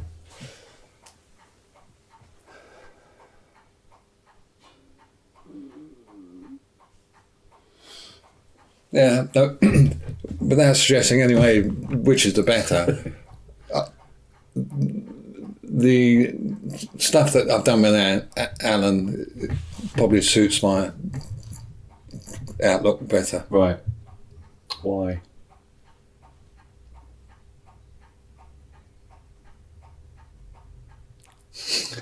And well, just why? Is there a particular reason?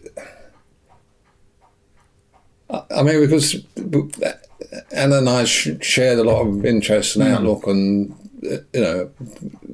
concern about stuff which, I don't know, I wouldn't say John's not interested in, but I've never heard any idea from John about any of that kind of stuff. Mm. I mean, maybe it comes down to what we were just talking about theme.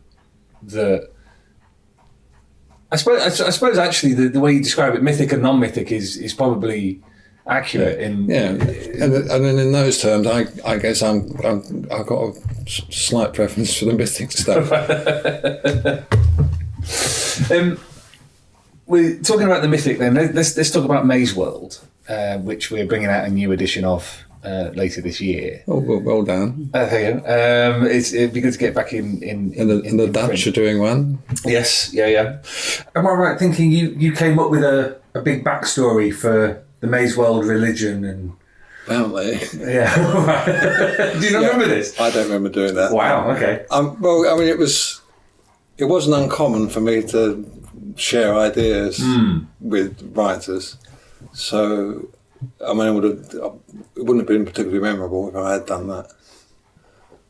The reason I ask is because one of the things that strikes me about Maze World is just how rich that world is. Beyond the obvious, straightforward artistic representation of it, because you're drawing in all those influences and images. There just seems so much detail there that isn't necessarily explicit. I wanted to kind of know where the how much was in the script and how much was you piling stuff in. The drawing of Maze World that went on the cover, the entire world. I did that before Alan had given me a script, I think, just the idea. I thought if Alan suggested this idea of a world made up of mazes. And I thought if we're going to draw a comic based on that, we need to know where the hell it's set and what it looks like.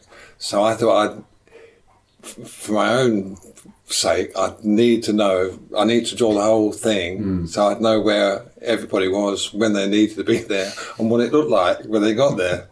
So I did that before there was much of a script. And in fact, I think Alan has said that when he saw that drawing, that gave him that was a help for him to write the script. So what was the question?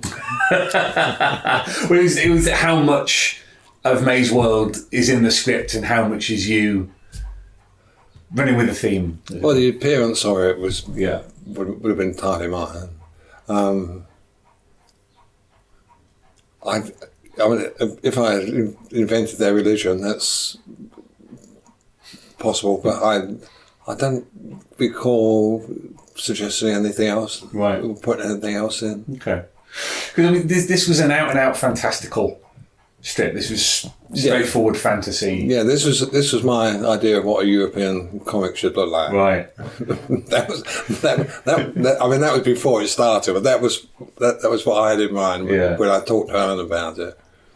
And I'm really pleased with it because although it ran reasonably successfully in 2008, it seemed to have been, everyone said, well, that's that, and it was forgotten. And I'm really pleased that it's making a comeback because I think it deserves it. You jump. Scared the life out of me. Because there was a campaign, wasn't there? Well, of sorts. I mean, someone left a comment on the website to say that what's happened to Maze World and why don't they reprint it? Yeah. And I said, well, start. Okay, go on, start a movement, which he did. He didn't get an enormous following, but someone at 2000 AD must have seen it because shortly after that they did a reprint. And you think there's been one reprint? There's been one reprint, and then we're doing it again this year. There's going to be another reprint, and the Dutch are doing doing the 3 parts. Anybody else? No, that's it. I don't think at the moment, no. But I'm glad to see it's making a comeback. Because there was a Caliber black and white reprint back in the day, wasn't there? It hardly counts. Yeah. They did a black and white thing. That seems bizarre. If anybody read it, I'd be surprised. Caliber, didn't they go bust immediately afterwards? Yeah. With someone like Maze World, I mean, we've kind of touched on it already, but there's... I wanted to ask about the kind of grounding the fantastical, because again, you're dealing with a fantasy world that doesn't necessarily follow the rules of the real world. You know, it's a world floating in clouds that's made out of mazes, and there's magic and flying animals and all sorts. So, was this an opportunity for your imagination to go wild? It was an opportunity to prove that I didn't need a reference for everything I drew. It's a sometimes been implied. I mean, you say that you were pleased with it. Has it stood up in? Has it sort of stood up in a reread? I mean, looking at it recently, I mean, it's funny about work. I mean, I do stuff, and I think that's okay, and that'll do. And then sometime later you see it, you think, no, that's really not good enough. And then, but sometimes you see stuff and you think, oh, that's really quite good. Yeah. That's good. I'm quite pleased with that. Maze World is now at that stage where I'm looking at it and thinking, oh, that's not a bad job of work at all. Whereas, I don't feel. I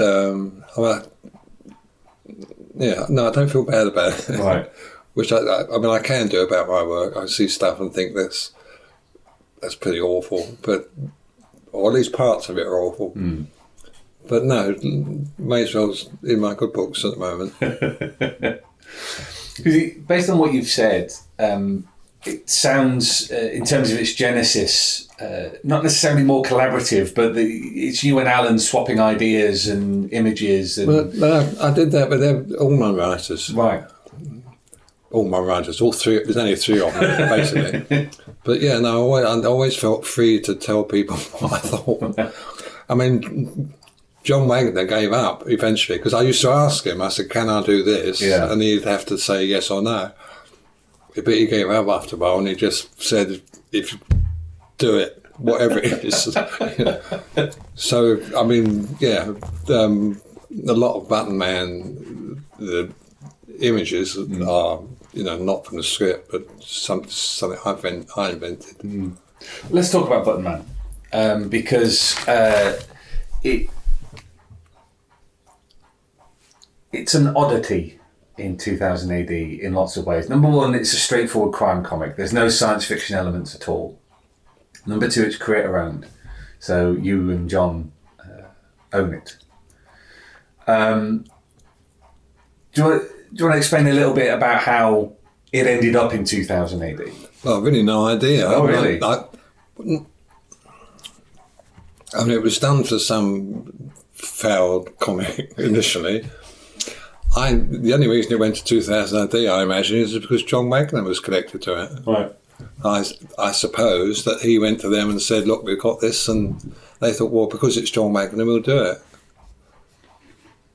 But I never heard the story. I never talked to John about how it happened. Were there any particular influences that you brought to Button Man? Because it a bit like when we were talking about Triad, it's so noir. You know, it almost reads like a screenplay, like a storyboard for a movie. Were there particular influences from movies that you brought in? Not that I recall. I mean, it was. I mean, my concern with it, and the reason I'd be adding frames and sequences, is to make it easily readable.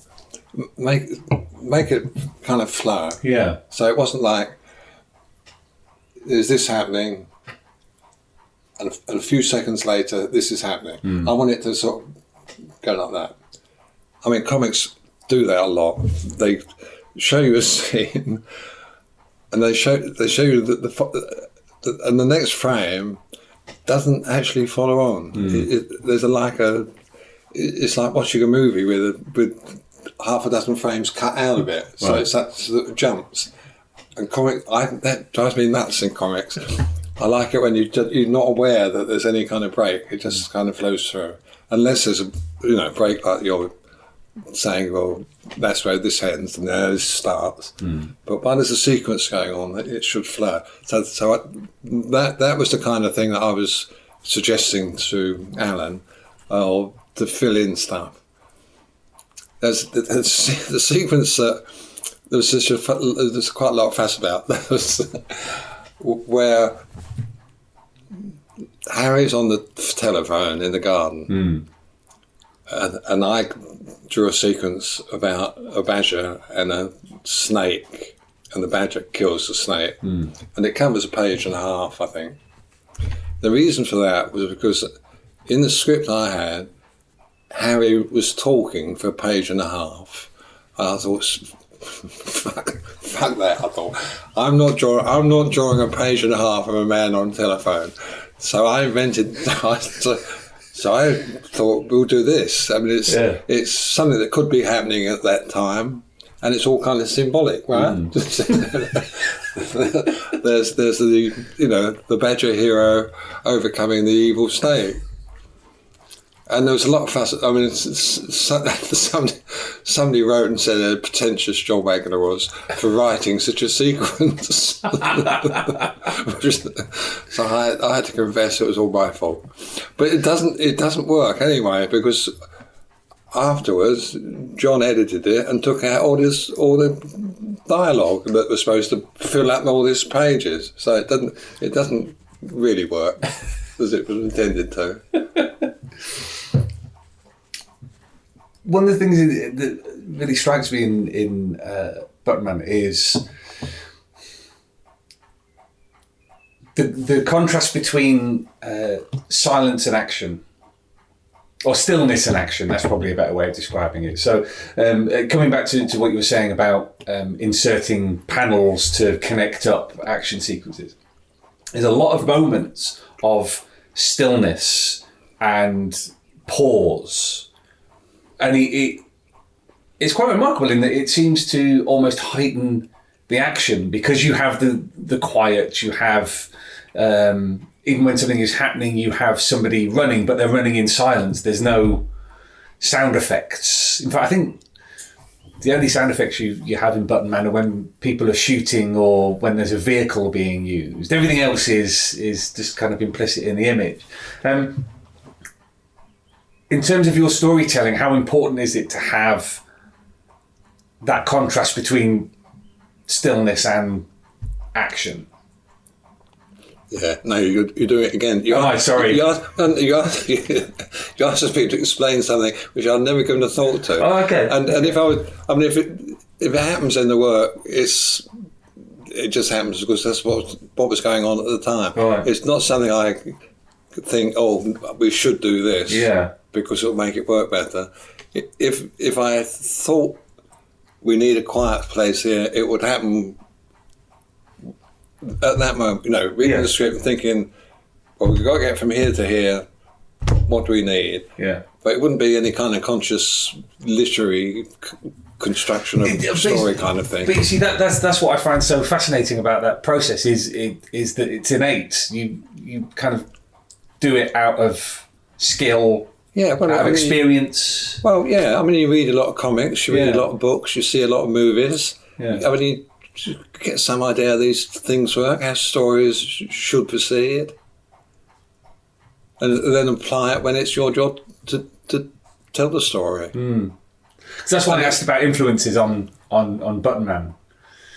Well, in a lifetime of watching movies and reading crime thrillers. Right. It's not a question of, oh look, there's some artist who does this and so I'll do it. Yeah. No, it's not that. I mean, it does amaze me sometimes how bad some comic people are at telling stories. Yeah. I mean, it's just they don't read. I don't know. They don't read enough. And writers too. Jesus, I had some scripts from American writers. Yeah. Who, if they ever read a comic in their life, I'd be surprised. What they do is watch television. Right. And you get what is a description of watching a television program. Terrible. Because as we said, John Wagner's famously taciturn with his panel descriptions, which leave you an awful lot of leeway to do what you want. But I mean, John constructs. And constructs is a good word. I mean, it's this kind of architecture of how the story works, what happens, the physicality of it. So then you try to illustrate. You start to recreate that. I suppose again that's something that comes from experience. Number one, his experience of 40 odd years of writing comics, and your experience of drawing comics, and the story comes out as some kind of synthesis of those two things.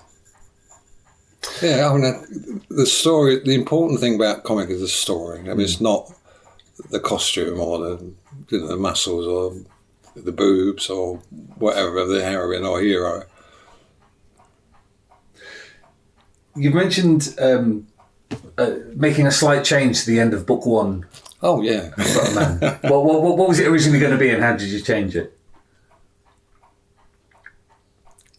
Oh, we can tell this now, can't we? Harry died. Right. Harry was dead. With the script I got, Harry died on the doorstep of the psychiatrist, and I thought, sod that,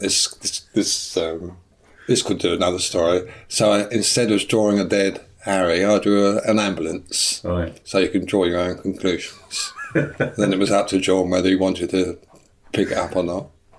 Did you get any feedback from John about that, or was it just the scripts for Button Man 2 turned up? He's never mentioned it.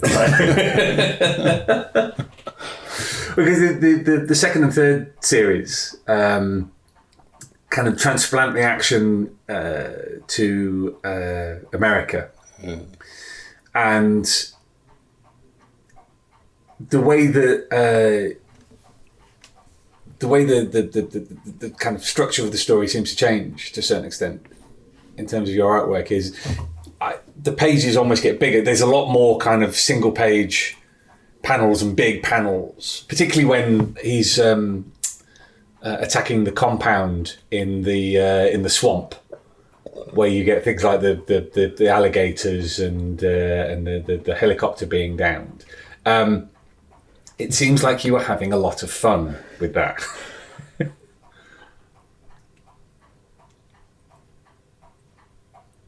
Yes, no, yeah. Yes, I enjoyed the alligators and the swamp and the Florida swamp. Drawing that, I mean, it was just a lot of interesting stuff to draw. I know the story behind this, but if you want to explain why were you unable to draw the fourth, the Hitman's Daughter, the fourth book? Well, John suggested doing a fourth one. I said, fine, what are we going to do? Apparently it was my idea to have a daughter of a dead button man. But then when John started sending bits of scripts, and I wasn't very keen on them. I mean, for a start, he had Harry working for a drug dealer, and I thought, Harry can't do that. I mean, he's a villain or a murderer, but he's not a drug dealer. Well, I thought that was kind of beneath him. Right. You know, it wasn't that. He didn't seem that sort of man to me. So I was kind of uncomfortable with that. And there's some other things in the script which I weren't terribly happy about or sympathetic with. And then I got an offer to draw some superhero for an American comic. So that was what I was planning to do. Then I got cancer, so I didn't draw anything for the next couple of years. Forgive me for delving into that a little bit. I mean, was this something that was going to be curable, or you know, at the time, did you know it was going to be okay, or? Well, no, I was kind of told that I would survive. Although, I mean, how long ago was it? 12, 13 years ago, something like that. And subsequently, 2 doctors have told me why they thought it was a good idea to tell me. But 2 separate doctors have told me that the life expectancy of the operation I had is 6 years. So why would anybody tell you that? It's a strange thing to do. But anyway, 13 years, so I guess I'll touch wood. Did that change your perspective on things at all? Oh yeah, I retired. Didn't Well, there you go. I mean, not immediately, but yeah. I mean, I did think I was going to go back to work, but then when I started doing it, I thought I don't want to do this. I don't want to spend all day sitting at a desk. So I went off to play instead.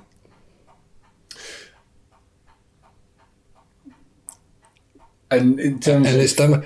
Retiring is done one of the best career moves I ever made. Oh, really? I got far more attention once I'd retired than when I was working. Well, you've kind of cut the flow at source, really, haven't you? With, in terms of artwork. I mean, how are you spending your retirement? Because you paint now, don't you?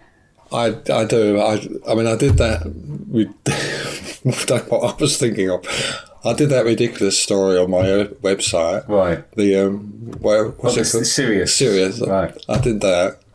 That took me God knows how long.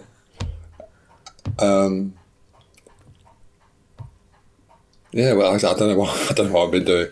There was the last month or two I was spending redesigning Elvis' story. So that works. I mean, you've kind of already answered this, but have you ever been tempted to go back to comics? No. No, I just couldn't face the discipline anymore. I mean, not that it didn't seem hard at the time, but it would now. And also, I've got more bloody minded. I'm not interested in pleasing anybody. Surely that's a good thing. Surely that's a good thing. Well, it is for me, yeah. I wanted. There's a couple of things that I want to just click back on, because you, despite the fact that you started in 2000 in the 1980s, you weren't part of the so-called British invasions that went over to America. But you did do some American work. You did Batman, The Legends of the Dark Knight, Tau with Alan Grant when he was working on that, which is, again, something that Zainab Akhtar on her blog has really sort of drilled down into. Again, one of the things that she touches on is how you make a superhero in a rubber bat suit seem comfortable in a real environment, while at the same time in a story like Tau have these kind of fantastical designs and double page spreads that are kind of Batman on one side with the design behind him and a martial artist on the other page with a big design behind him. I imagine that most American comic book readers didn't know what hit them. I have no idea what they thought. I'd one. The only comment I was aware of was someone that said Arthur Ranson is God, and I thought, not really, but apart from him, I think he must have been the only one in America that really liked what I did, because I didn't like what I did very much. Right. So, why not? What was it? Well, I'm just not a superhero kind of artist, I don't think. I've enjoyed drawing Batman, but when he's a kind of mystery figure, but when he actually gets into action and get involved with other people, it's all.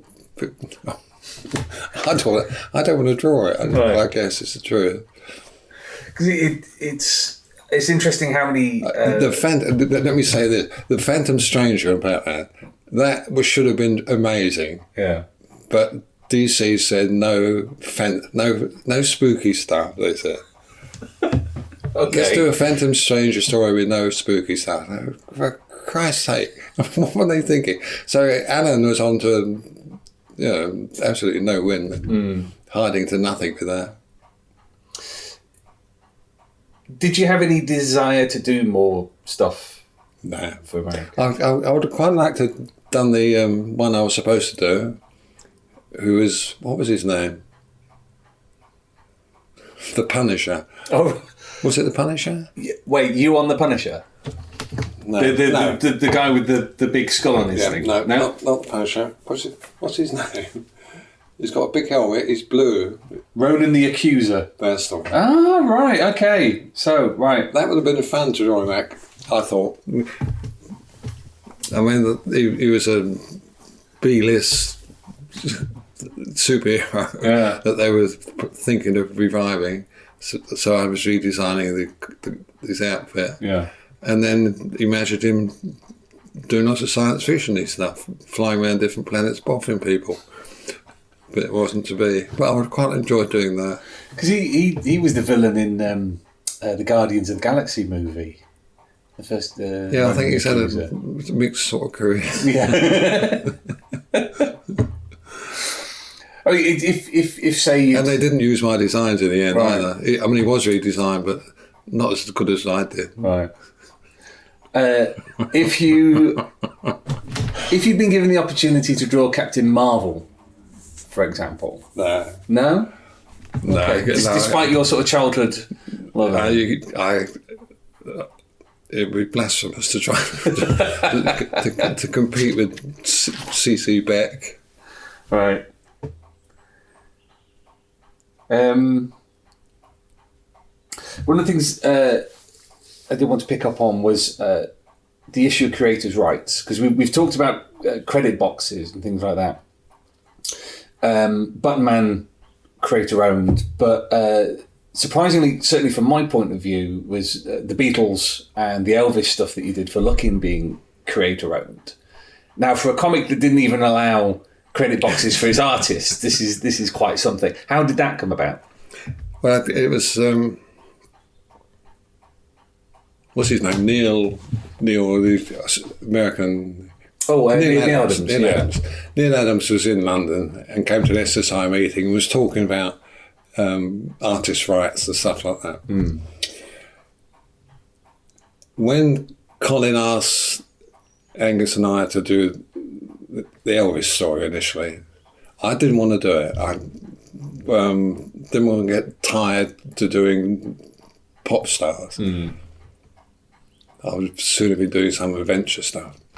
So in order to put a stop to it, I said, well, I'll do it, but only if I get creators' rights. And much to my surprise, and Angus made Angus very nervous, Colin said yes. Right. So, of course, once we'd done that, when the Beatles came up, we asked for the same terms. And it's turned out, the Beatles story was good. It was a good move. Elvis so far has bought me absolutely nothing. Because when we had artist rights, we took a cut in the pay. Which with Elvis I haven't recovered yet. I mean, there is something you say on your blog about how when you made the shift from looking to 2000 AD, it took you a few years before you were earning as much as you had been doing on Looking. I mean, was Looking a particularly well... Looking paid huge amounts. Really? Yeah. Wow. I mean, compared to everybody else. I mean, let me think. I mean, this was in the 80s. It was £250 a page. That's not bad for the 80s. But, I mean, it kind of plugs into what you were saying about it being one of the best-selling titles out there. Because it's fascinating that as an anthology, Looking handled so many different licenses. Because you look at what Marvel UK did in the 1980s, and they had one comic per license. So you had a Transformers comic, you had a G.I. Joe comic. I don't think Zoids ever got their own comic, but nonetheless, people were doing comics of them. But then, with Looking, from the 70s until the very late 80s, they were properly kind of plugging into every new little zeitgeist that came along. Yeah, they were a remarkable team. Was Colin your editor throughout your time there, or did he move on? No, there's somebody before him whose name I won't be able to recall. But mostly it was, but not for long. Right. I mean, it's Colin most of the time. And it was Colin that gave me Colin was art editor, so he gave me my first job there. Right. That's for any editor on any publication, that's a very long run to be on something for. Do you feel lucky that? Not that. But I mean, lots of I've been really lucky. First of all, that Colin gave me the job in the first place. That he must have seen something which nobody else would have done. Yeah. I mean, he let me get away with that role. So I was lucky with him. Also been really lucky with writers. So, I mean, Angus Allan, Alan Grant, and John Wagner. So no rubbish. I've been really lucky. So I mean, you were going way back to sort of before you were in comics. You were a teacher for a time, weren't you? Yeah, in Dagenham. Right. Okay. How long did that last? 2 years, I think. Right. Okay. 2 or 3 years. The second year, I absolutely loved it. Oh, really? Okay. Yeah, it was a pretty tough school. Yeah. I remember it being described as the second toughest school in Dagenham. Wow. The first year was really hard. I mean, a bunch of fifth formers were a real struggle to get on with. But the second year got a whole new bunch of kids coming, so they were fresh and you could train them. And there's class with 30 11-year-olds, and I got every one of them to make a lino cut, right, using a sharp tool, and I didn't have any accidents, and every single one of them produced a print. Right. I was thrilled to bits. I actually adored it. But then, what happened? I was one art teacher, and there's a head art teacher. He left. So I said to the headmaster, well, I think I ought to be made up to head artist, because I'm the only art teacher here. And he didn't like that at all. So sure, when I left, he gave me a really crappy reference. Right. I never got back into teaching. Though I did go to teachers training college for a while, Right. but I never finished that because of domestic problems of my own creation. Nobody to blame but myself for that. Okay. So how did you end up going freelance? That's one thing I haven't asked. Well, let me think. I ran away to London and got various odd jobs, silly jobs. I put together some sort of folder and applied art agencies and got a job finally in a small agency in London whose main source of income was doing the pools adverts once a week, which had to be done really quickly and professionally. So that was all right. While I was there, a freelance artist used to come in and use some of our facilities. And I used to do some work for him via the studio, which he got charged for at the rates which they set. So he suggested to me that if I went freelance, he would still give me lots of work, but I would charge him less than the studio did, and I'd be better off anyway. So that seemed like a good idea. So I went freelance, went to work for him, and worked for a couple of months, I guess. And then he went on holiday, so I was left in charge, and I was doing all the work. And when he came back, I gave him a bill for all the work I did, and he was horrified at how much it was. So he went out and hired another assistant and stopped giving me any work. And that was when I really became freelance and started traipsing around with the intention of becoming an illustrator. Right. Joined an agency who got me some work for advertising stuff and some couple of magazine things. But I never got really. They were a bit miffed for me because I wouldn't give them all my work because I was doing stuff for comics. I thought, well, I've got that work, so I'm not going to pay you a percentage of the work I got for myself. So we fell out as well. But eventually I was earning enough from comics to be able to stay on my own. It's something that's really struck me about having chatted to people like Ron Smith, John Cooper over the years, is how many artists used to have agents and how few now have. Like it's almost unheard of amongst the art community to have an actual agent who gets you work, as opposed to an agent who organises the work that you've got, kind of thing. But it used to be the thing. Yeah, everybody had an agent. Yeah. I was particularly taken with Kelvin's story about one artist that they never met.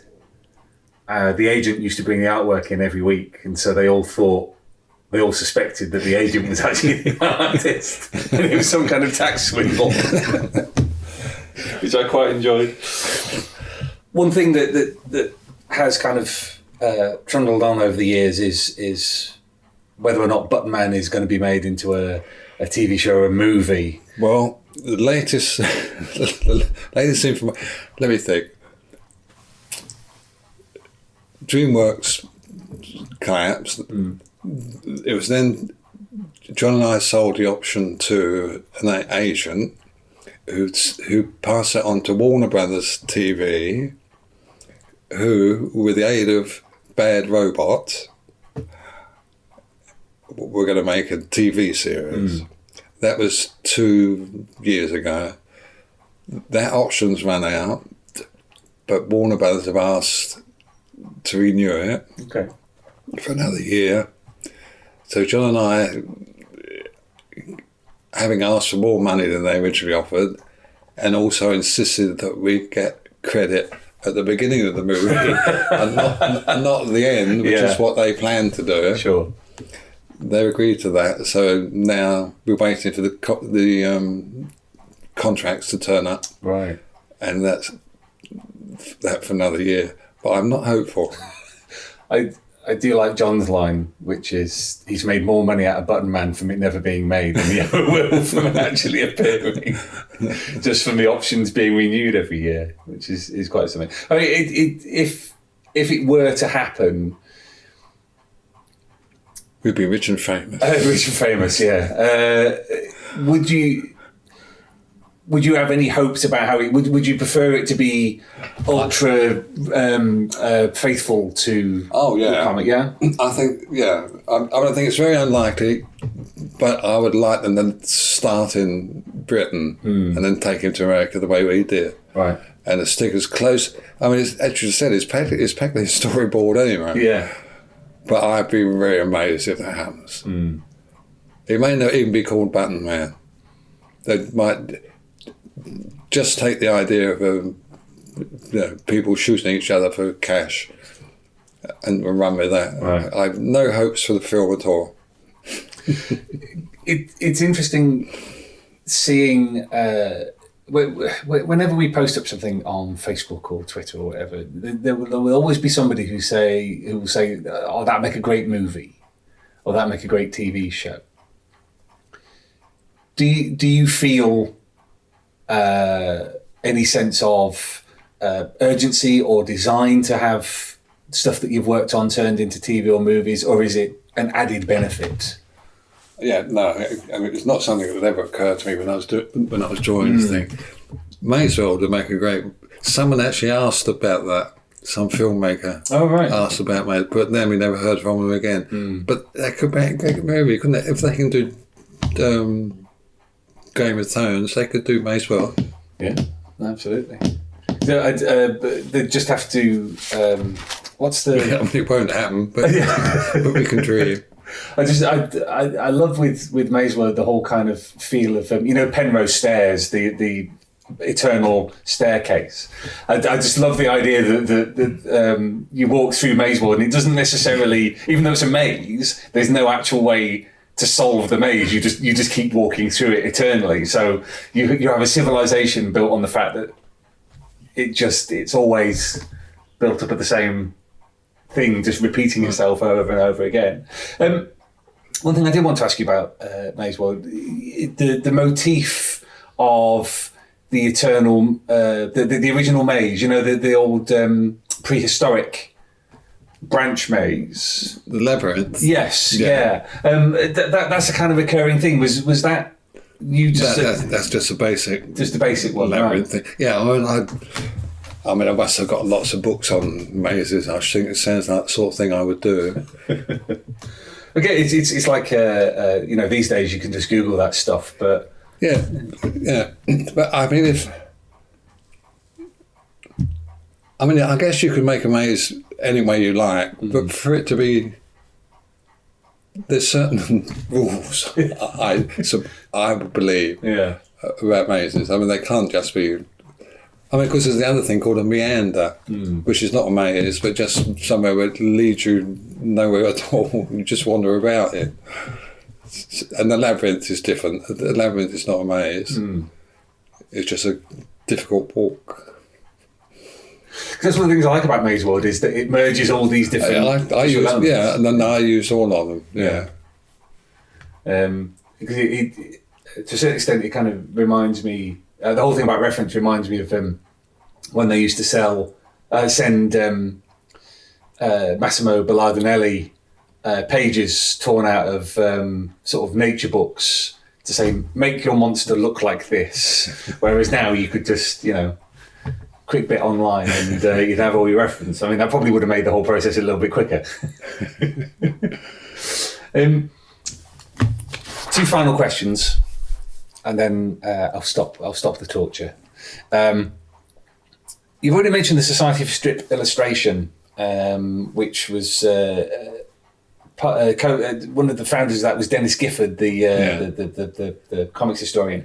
What was your involvement in the SSI? Well, I mean, initially it just went along. It seemed like a good idea. I did finish up as chairman. Oh, really? Yeah, because the chairman before me was Martin, the artist from Looking. Never mind. But I thought he made such a bad job of it. I got irritable and said I thought I would do it. So, and that year, the year I was chairman, we organised a really terrific Comic-Con with all sorts of guests from all over from America and from Europe. And it was a huge success.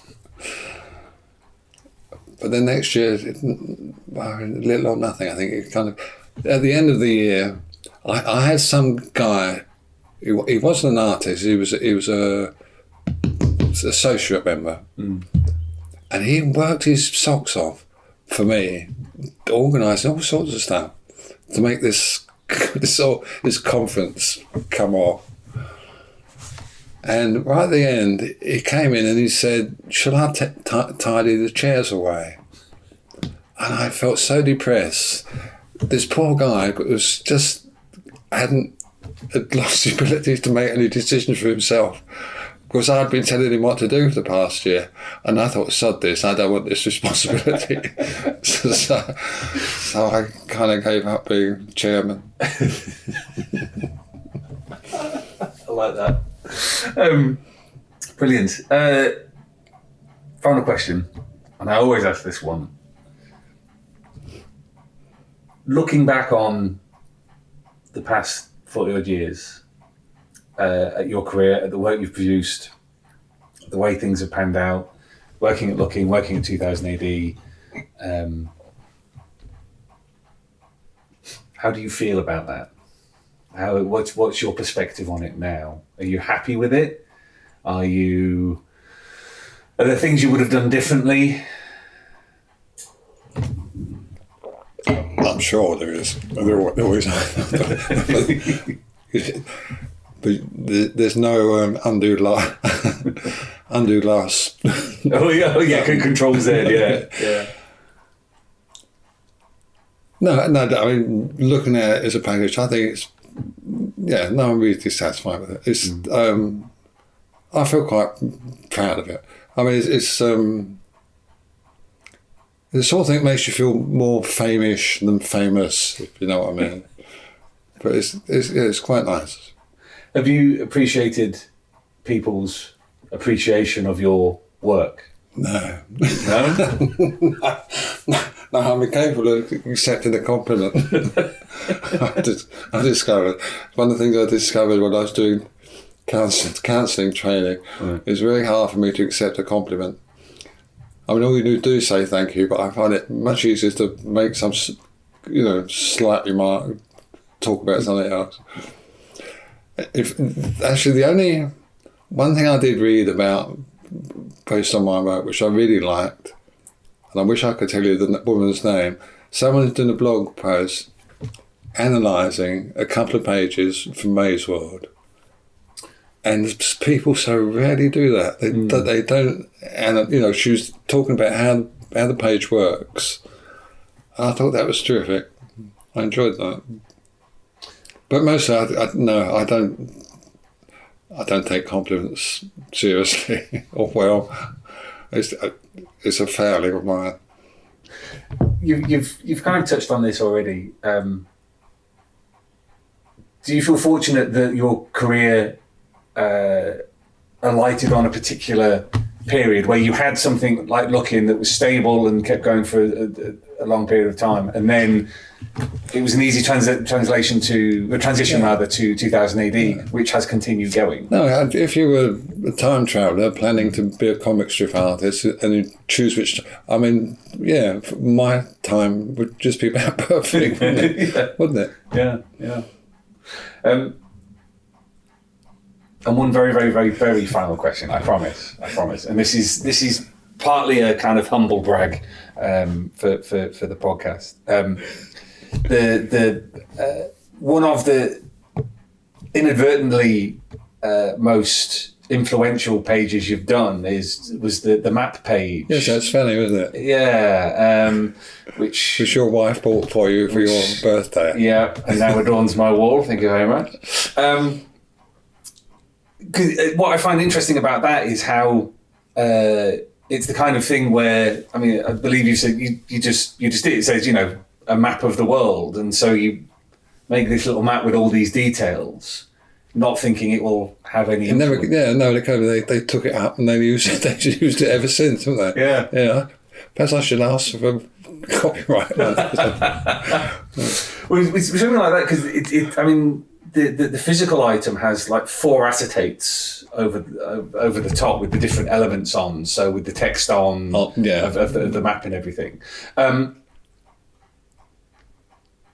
That kind of thing, based on what we've said about your experience of design and illustration, that kind of thing's just second nature because it looks like technical drawing almost. All that was done at the office, right? Not by all those overlays. I wouldn't have put overlays. Oh, right, okay. So what you just drew the world, filled in a couple of things, and then they added stuff to it, yeah. So they can take some credit for that as well. Because what I love about that page is you've got there's long painted panels at the top showing the web that's breaking in sort of the other world kind of thing. And then you've got this very straightforward, very technical, very factual map. That's a wonderful contrast between those two things. With something like that, is that the kind of thing you would just take in your stride? You just go, oh, well, I need to do a map now. Well, I presume Alan asked for a map. Right. He must have done. I don't think I would have put a map in. Oh, no. What I mean is, the script says there's a map of the world. It's got these elements. Yeah, so and I chose to use I forget what the projection is called, the mercurial projection or something. Oh, yeah. As opposed to the regular one, because it's more, at that time, it was more politically correct. Because it shows worlds, the spaces, and how they actually compare. Whereas the map that's usually used makes Europe look much bigger than it actually is. It's funny that, isn't it? It's almost as if that's a conscious choice. That's it. Thank you. You're welcome. That was you've been very generous with your time. So we are bringing out a new collection of Maze World later this year, which is even in terms of 2008, it's a very overlooked work because originally there was a little bit of a fan campaign to get it back into print. Not many people know about this. Why have we chosen Maze World in particular to reprint in a special collector's edition? Oh, well, the opportunity, really. So we did an edition of Maze World about close to 10 years ago, maybe not quite. It's a perennial seller. It's interesting. It's not a famous work in the way that other things have been, and I think in terms of Arthur's work for 2000 AD, Shambhala probably is the one that kind of casts a shadow, the greatest shadow. But Maze World is as anybody who knows who's ever seen any of the pages, is just a remarkable work without any kind of similar. Although 2000 AD has done fantasy and other stories over the years, there's nothing like Maze World. It's kind of it's in a genre all of its own, which I won't even attempt to define. And so consequently, when we looked at what we had coming up and what had sold through, Maze World, although it had never roared off in any kind of great shakes, was a continual seller over time. And so we realised that we needed to put out a new edition, but B, really needed to find a way to give that artwork a greater scale, so publishing at a larger size, and really see if we can't get this time around the conversation started about it, that there really should be there. I mean, it's interesting because it's in translation in multiple countries, and Arthur's work actually over the past, I would say 3 to 4 years, Arthur's work has suddenly found this blossoming in France. All the Button Man books have had incredible traction. The books are now out in Spain as well. There's Dutch editions of things coming. So interestingly, over the last 2 or 3 years, I mean, Alan Grant's work is superb as well, but Arthur Ranson's artwork across all of his different stories is really, really beginning to find traction. I'm so delighted that we can share that with him. I mean, for you, what are the qualities of Arthur's work that really make it special, that make it unique? Oh, well, I mean, I found Arthur with not from Look-In or things like that, but from Button Man in the prog, and it looked like nothing else. It's a cliche to say it looked real in a way that other things didn't, but it absolutely did, and it's just gripping for being so. And just it's easy to fall into the trap of just talking about his remarkable penmanship and the way he brings things to life, but his storytelling is absolutely superb, and so he for me he's another one of those artists who've become really known through 2000 AD just because they're not like anybody else. Do you know what I mean? I mean, there are people who try and do photoreal. There are people who draw over the top of photographs and things like that, but there's nobody who's done the body of work that Arthur has. That he stands alone on that pedestal. Graeme, I want to come on to you on this because you work for the States, or you live in the States. You work for things like the Hollywood Reporter. You're very involved in what's going on in the comics industry at the time. Why do you think an artist like Arthur Ranson is so overlooked when there always seems to be such an incredible reaction to his artwork? Well, his stuff is very outside of the American comic mainstream. He's much more filmic in that approach, in a time when Jack Kirby was the norm, and Jack Kirby sort of left the stage and set things up for the way that American comics look. Arthur's stuff is very different and very much more informed by other media. Well, that's interesting because, of course, his career formed at Look-In, where he was doing tie-in TV work like Sapphire and Steel, and even things like he talked about it on the podcast the other week. He got an award from Cosgrove Hall because of his work on Danger Mounts. I mean, when you have an age of the comics auteur, when you have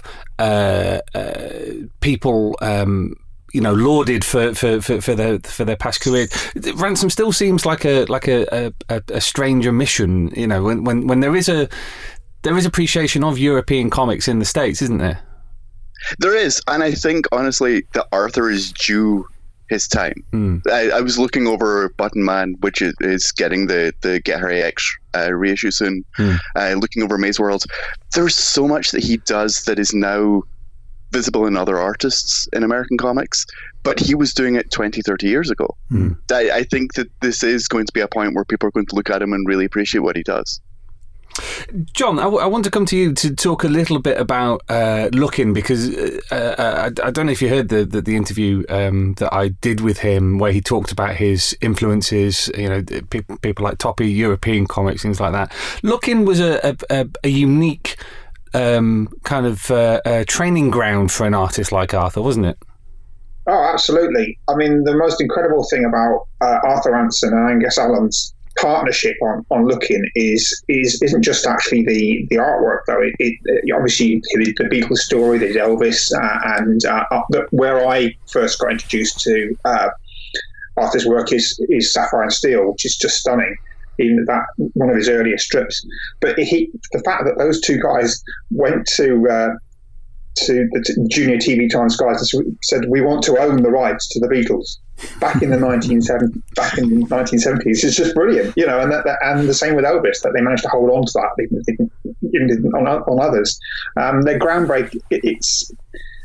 Look-In is very underrated, and if you read there's an interview with Angus Allan online about how badly they were treated by the industry because it was seen, and Arthur mentioned it in his interview with you about how people looked down their noses at Look-In, but he was selling bucket loads a week compared with other titles, and it was no wonder that the BBC tried to compete. It's a fantastic title.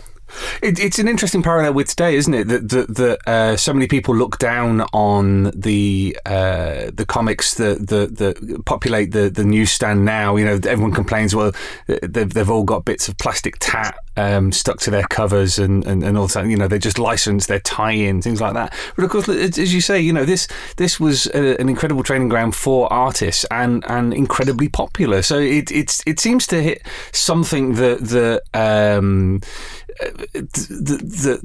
what we think of the comics mainstream don't really appreciate. Yes, to a certain extent. I mean, I think you can certainly appreciate the artwork. Certainly, when you've got people like Mike Noble, Arthur Ranson, I think Bill Titcombe to a certain extent, although perhaps his better work was on TV Comic in the 60s and on TV 21, where he did My Favourite Martian, for example, and things like that. John Burns look in as well, didn't you? John and Burns, of course. Yeah, that strip, his Bionic Woman strip, is absolutely fantastic, and I don't think it's been reprinted anywhere. The major problem, I think, is that it's a bit like Mayswell now being seen again, thanks to you guys doing the new edition. But there's no visibility for any of the work that was in Looking. A lot of it's never. I don't think any of it's been reprinted, partly because some of the rights holders aren't keen on seeing the material reprinted because it's out, and some of it is very of its time. Obviously, the music strips of Looking are probably something you may well be looking at in their entirety because they're great. I mean, Colin Shelbourne is still floating around out there somewhere. I spoke to him when I did the Beatles story for an audio comic prior to you guys taking me on. There's so much material out there that people just not seen, and hopefully, things like when Arthur's work gets exposed through Mayswell, it may lead, to other things, more of his work. Perhaps somebody looking at his other work. It's a bit like when somebody gets the film rights to one of their comics, and then one of the films gets made, as I'm sure Graeme will testify. If one of them if one of them gets made, suddenly there are studios at the door wanting to do all the rest of their work. It's a possible. Hopefully, that's the same with Arthur. With something like Arthur's work, because we touched on this in the interview, how he felt incredibly lucky to have had all this work, because he was looking for quite a substantial period of time, and then just as it was about to go under, he made the leap to 2000 AD, and he expressed his happiness at having been able to have been part of that moment and not been swept away as British comics, by and large, the industry that had existed collapsed. I mean, in terms of what you think, John, how fortunate are we to have given somebody like Arthur that opportunity? Totally. I mean, 2000 AD is still regarded as a survivor of the British comic market, even though there are a lot of comics and titles aimed at younger readers. And so it was a perfect opportunity. I mean, there wasn't anywhere, but wasn't another British publisher that was doing the same thing that 2000 AD was at the same time. I mean, obviously, Marvel UK were hoping to do similar things to 2000 AD. Richard Starkings, for example, certainly was pushing for that with things like Dragon's Claws, Knights of Pendragon. But Marvel UK management was reticent until Paul Neary arrives and does the Genesis 1992 project after Richard Starkings had moved on gone to the States. By which time, that people would have been waiting around for work, and a lot of people, when things began to dry up, moved into the games, into the world of designing games. Dermot Power, for example, he, as well as doing stuff for Marvel UK, he did for Digitech for Marvel UK, he was doing game stuff as well, even then, I believe. Yes, I mean, 2000 AD has provided a platform for so many great talents in the invidious position of being last comic standing of its kind, but that's not to its detriment in any way. It's certainly there just wasn't anything of that. Well, not in the UK. Although, I mean, obviously, I would have said that Arthur's work is perfect for the European market. But looking at his credits, he doesn't seem to have ever managed to quite catch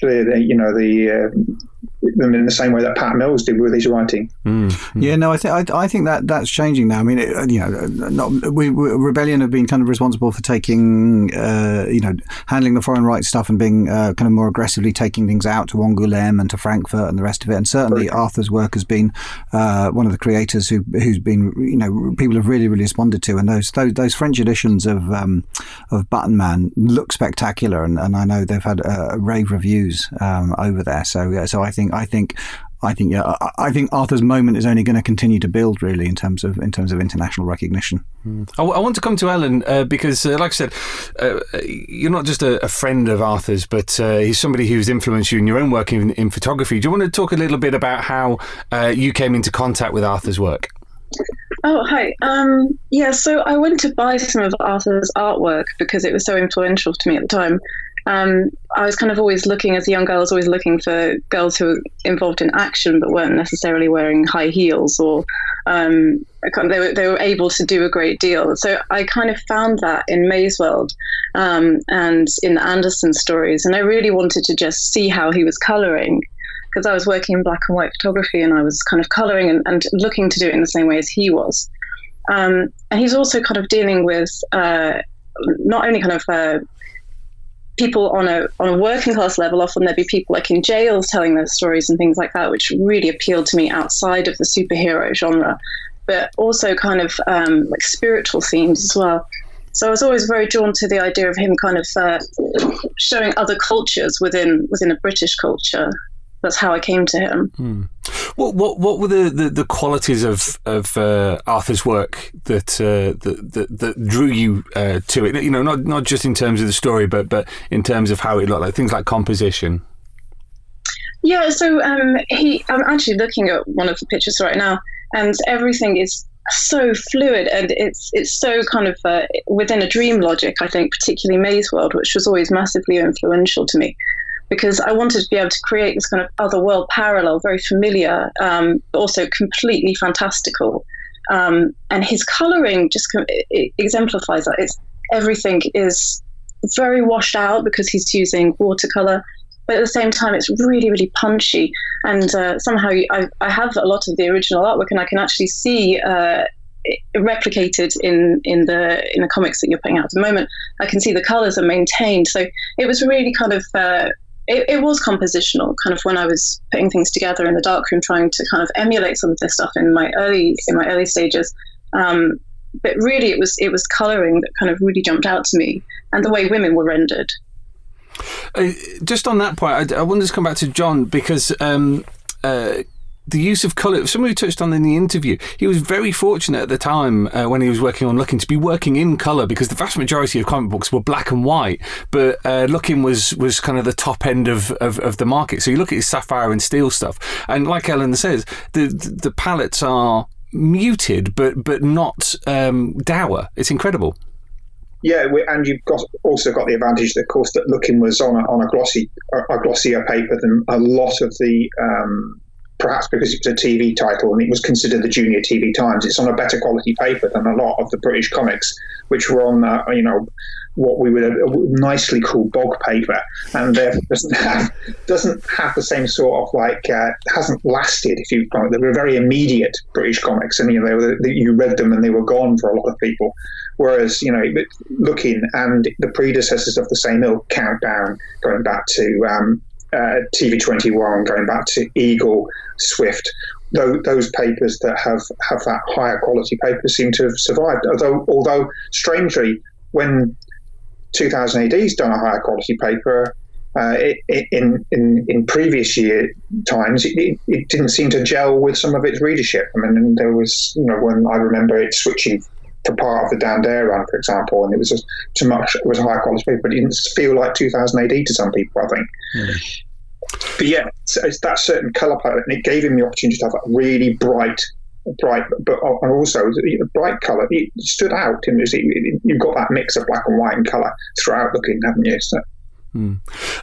Coming back to Ellen, I'm intrigued by the idea of a comic book artist influencing somebody who's working in photography. Do you want to just explain a little bit of how that fed into what you were doing, and whether there were any sort of unique aspects to Arthur's work that have continued to be an influence on you? Yeah, I mean, really, it was he was looking at other cultures and world building. So I really wanted to be able to take that and kind of create my own kind of universe. And having seen how he makes that, I mean, he kind of meticulously plans out the maps and often just paints these entire worlds that never get seen in the comics even. And I really loved that idea of kind of like a psychogeographic way of kind of pinning all of these places, even if you're not going to, well, in my case, photograph there, even if he's not going to draw that, he knows exactly the lay of the land in all of his work, particularly Mayswell, because he's creating a completely new dimension. So I really, really wanted to kind of transfer that. And that's something that he was so seamless with in his work. It was always so well mapped out. And the one picture that's actually on one of the covers, I think it's Mayswell's cover,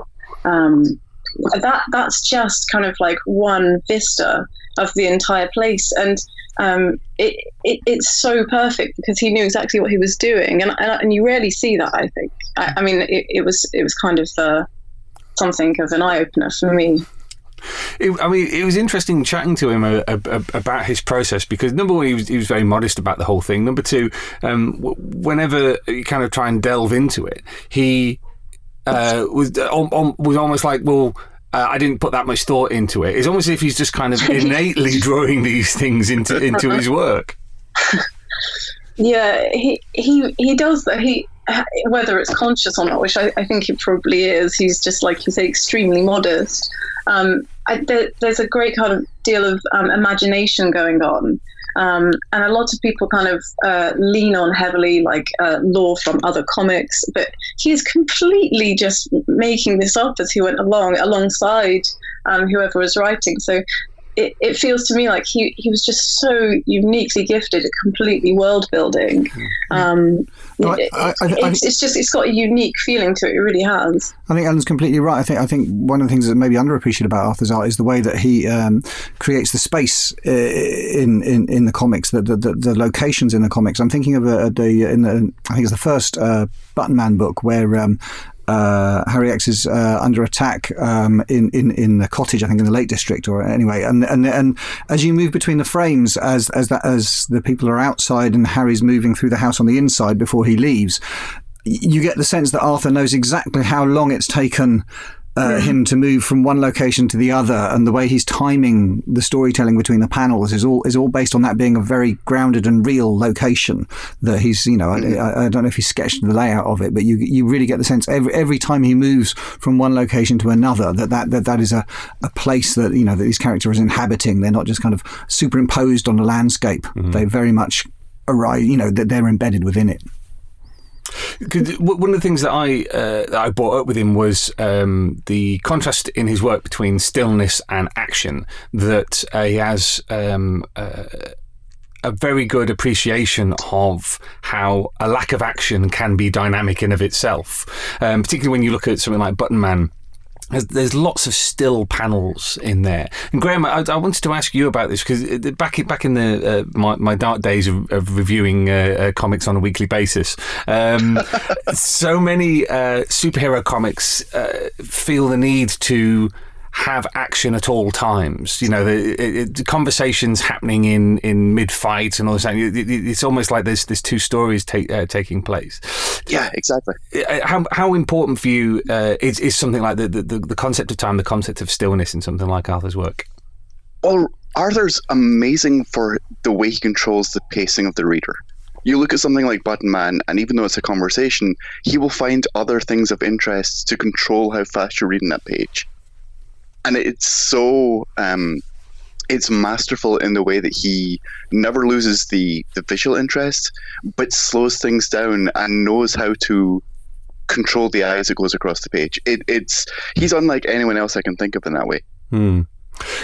John, where do you think he got that from? Because are British comics and American comics, do they just have a different concept of pacing? Yes, definitely. Yeah, there's I mean, 2000 AD aside, I mean, there's a.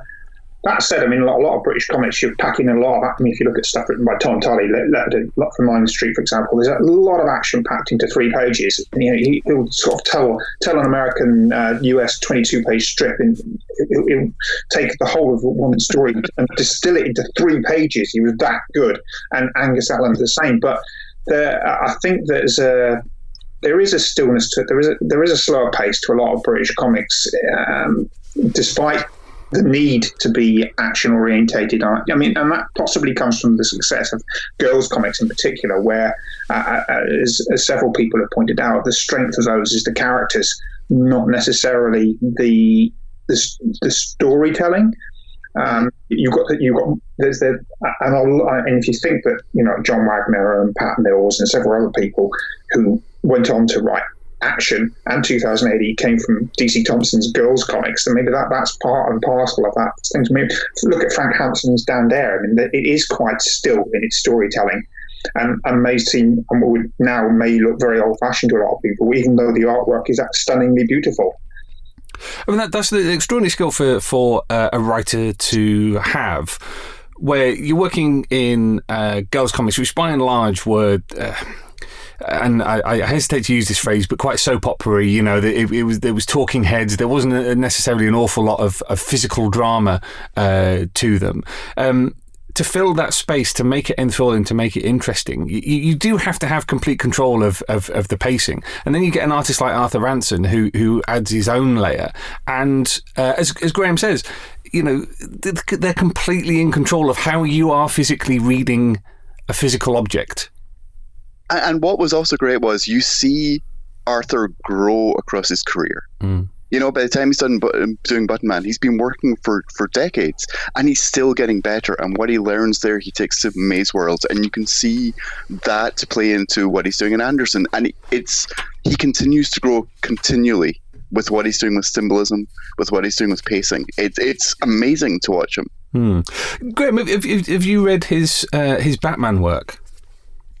Yeah, he did 3 issues with Alan Grant and Legends of the Dark Knight, right? Yes, yeah. He did a Phantom Stranger special as well, yeah. Yes. Because Zena Bakhtar, I think I referenced it in the interview. Zena Bakhtar did this incredible analysis of just 3 panels from Tau, which was the strip that Arthur did, and again she goes into what we've already talked about: the incredible sense of space, the incredible sense of timing, the incredible sense of realism, and to do that in American comic, I mean, you can almost understand why he never got any more work, because do you think that some people would not necessarily been able to have computed what he was bringing to the table? I think American audiences would have been just it's the Bovril thing. They either would have loved it or they would have not had any idea what they're looking at, because he was such a different type of artist. And it's a shame. I feel that if he had come around, you know, even 10 years later, I think that his work would have been much more welcomed into the American market.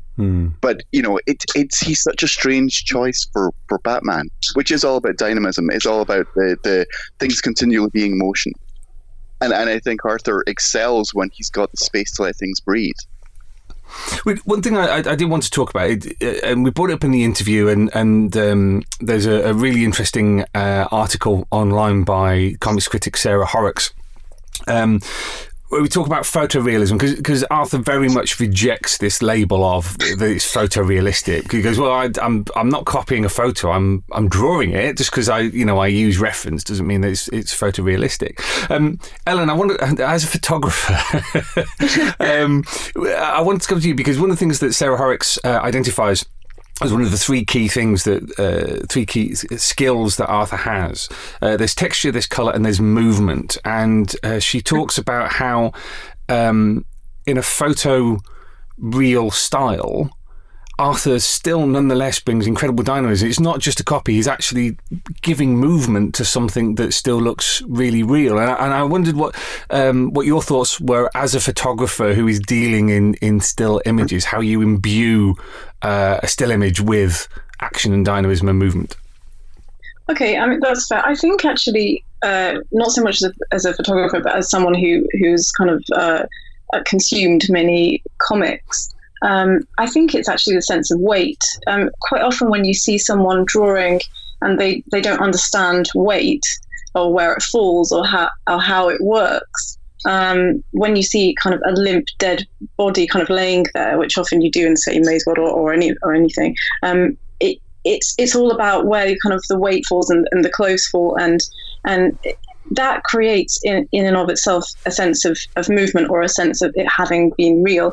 And I think actually it's just his great sense of understanding that creates the photorealism, and he really does reject that term.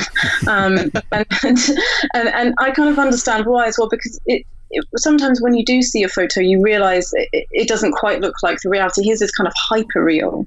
His work is beyond a photograph. A photograph couldn't necessarily do what he's doing, and that's very evident as a photographer looking at these, that they aren't all, like inspired by photos.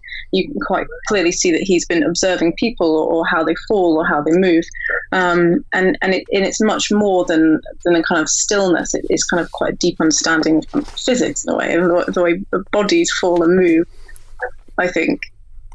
Yeah, absolutely, and it's one thing that's always struck me about the way he renders the human body is just how, I suppose, lacking in what you'd call a heroic aesthetic his figures are. So even when he was drawing Batman, it wasn't a Batman that was full of muscles that was had to be levered into his own suit. It was a man in a costume. It was a man in a costume, and maybe that was what they couldn't deal with. Well, it always reminded me of those kind of the early Superman films from the 1950s, where it's just a man who's well built, but not a bodybuilder who's wearing a cloth suit, and the fabric does fold and catch. And, absolutely. And so, as you say, Ellen, he completely rejects that photorealism term. Perhaps, I mean, what is a better term? Is it just realistic? Well, I kind of think of it as like hyper real. I'm not sure why. There's a real kind of like breathy quality to everything that he does. It's constantly moving, but that might be, like you say, that might be the composition and the kind of, sometimes the cells are very kind of broken up and not in a kind of an obvious way. They're quite a lot of psychological design going on. And it's always kind of related to the internal feelings of the protagonist, that kind of whatever's going on with them mentally is kind of reflected out, rather than the kind of what's happening physically on the outside space. Sorry. No, but I think that's really true for Arthur's work. I mean, photorealism feels reductive for what he does, because he does reflect the emotion and the in some of the stories, the spirituality of the characters in a way that is not realistic. The work looks natural, but he takes it to like a supernatural place as well, that it goes beyond simple realism. Well, you've only got to look at the 1980s, the comics of the 1980s, where the photo strip, was everywhere for a few years in the mid 80s. Going from the Girls comics over to the New Eagle, and they were trying, even 2000 AD. And indeed 2000 AD. They were trying to tell those kind of strips using photographs, and the vast gulf between those. And for Arthur's, he's an exceptional draftsman. His ability to draw things is superlative and beyond most other artists' capacity to do so. And even beyond that, I mean, there's things in Button Man where he draws the sound effects into the panel, and his placement of the sound effects in there, or his placement of and the shape of the panels themselves, is so masterful and plays so much into how the reader feels the emotion of the story. Or in May's world and in Anderson, he does these amazing full page images which are montages, which go far beyond realism because of what he's mixing together, and again speak to the emotion of the story that photos just couldn't do. But I wonder if Arthur employs the language of film grammar in a way that is so different to others. Because I'm thinking particularly, sorry, reference back to Button Man again, but there's that moment where Harry looks into the aquarium, and there's that wonderful tropical fish right up big in front in the frame, and the rest of it, and you just wonder, did Baz Luhrmann see that, and then put that into the Romeo and Juliet thing where they see each other across the tank and the rest of it. His language of how he cuts, as it were, in a story is very filmic, and I don't mean that in a reductive way that film is better and therefore he's copying it, but he's just there's something in the nature of film grammar that I think speaks to Arthur's work entirely. And Button Man is amazingly cinematic in particular. There's something about Button Man where you honestly feel like you are watching the film, or for some reason I always think Button Man is like a BBC Sunday night drama. I don't know why that I always get that, but I am always like, I feel like I saw this in the 1990s in the BBC on a Sunday evening. But it's cinematic in a way that most comics aren't, but also in a way that many comics aspire to and fail to be, because he really does use the grammar of the cut and the grammar of cutting between similar images and finding the bridge between images and finding the bridge between scenes in a way that people just can't. And I can't say enough good things about him. His work is just masterful and speaking a language that many comics don't. Well, that was a point that I wanted to come back to. 'Cause you mentioned it earlier. Is how much comics tends to reference other comics. You see it an awful lot. They're speaking the language of the comics that have gone before them, and British comics are as guilty of this as any American or European comics. But Ellen's already alluded to this. The influences that Arthur brings, whether they're religious, whether they're psychological, they are far beyond, outside the realms of comics, and that gives them the feel of an extraordinary amount of depth to them. Mm-hmm. Mm-hmm. And again, that's the realism of what's on the page. You read it as a reader differently and in a deeper level because it has these more realistic, more outside of comics influences. Ellen, what are your thoughts on the amount of symbolism that Arthur uses in his work? Yeah, I was thinking about that earlier in terms of, I think he's kind of borrowing from other cultures to kind of create something that would seem different to us. And the imagery, I think, probably comes directly from the writing. But I was just thinking, rather than kind of the symbolism, like something that really strikes me as part of his realism that people confuse with photorealism is probably like a sense of familiarity. So when I look at his work, it feels very, very familiar to me. And I know someone just mentioned the BBC, but it also does remind me of anything that was kind of exported from the BBC in the 80s as well. Because I think that's also because he kind of rejects very glossy looking people. And I know I haven't answered your question here, but it's something I just wanted to shoehorn in really. But all the faces are extremely real.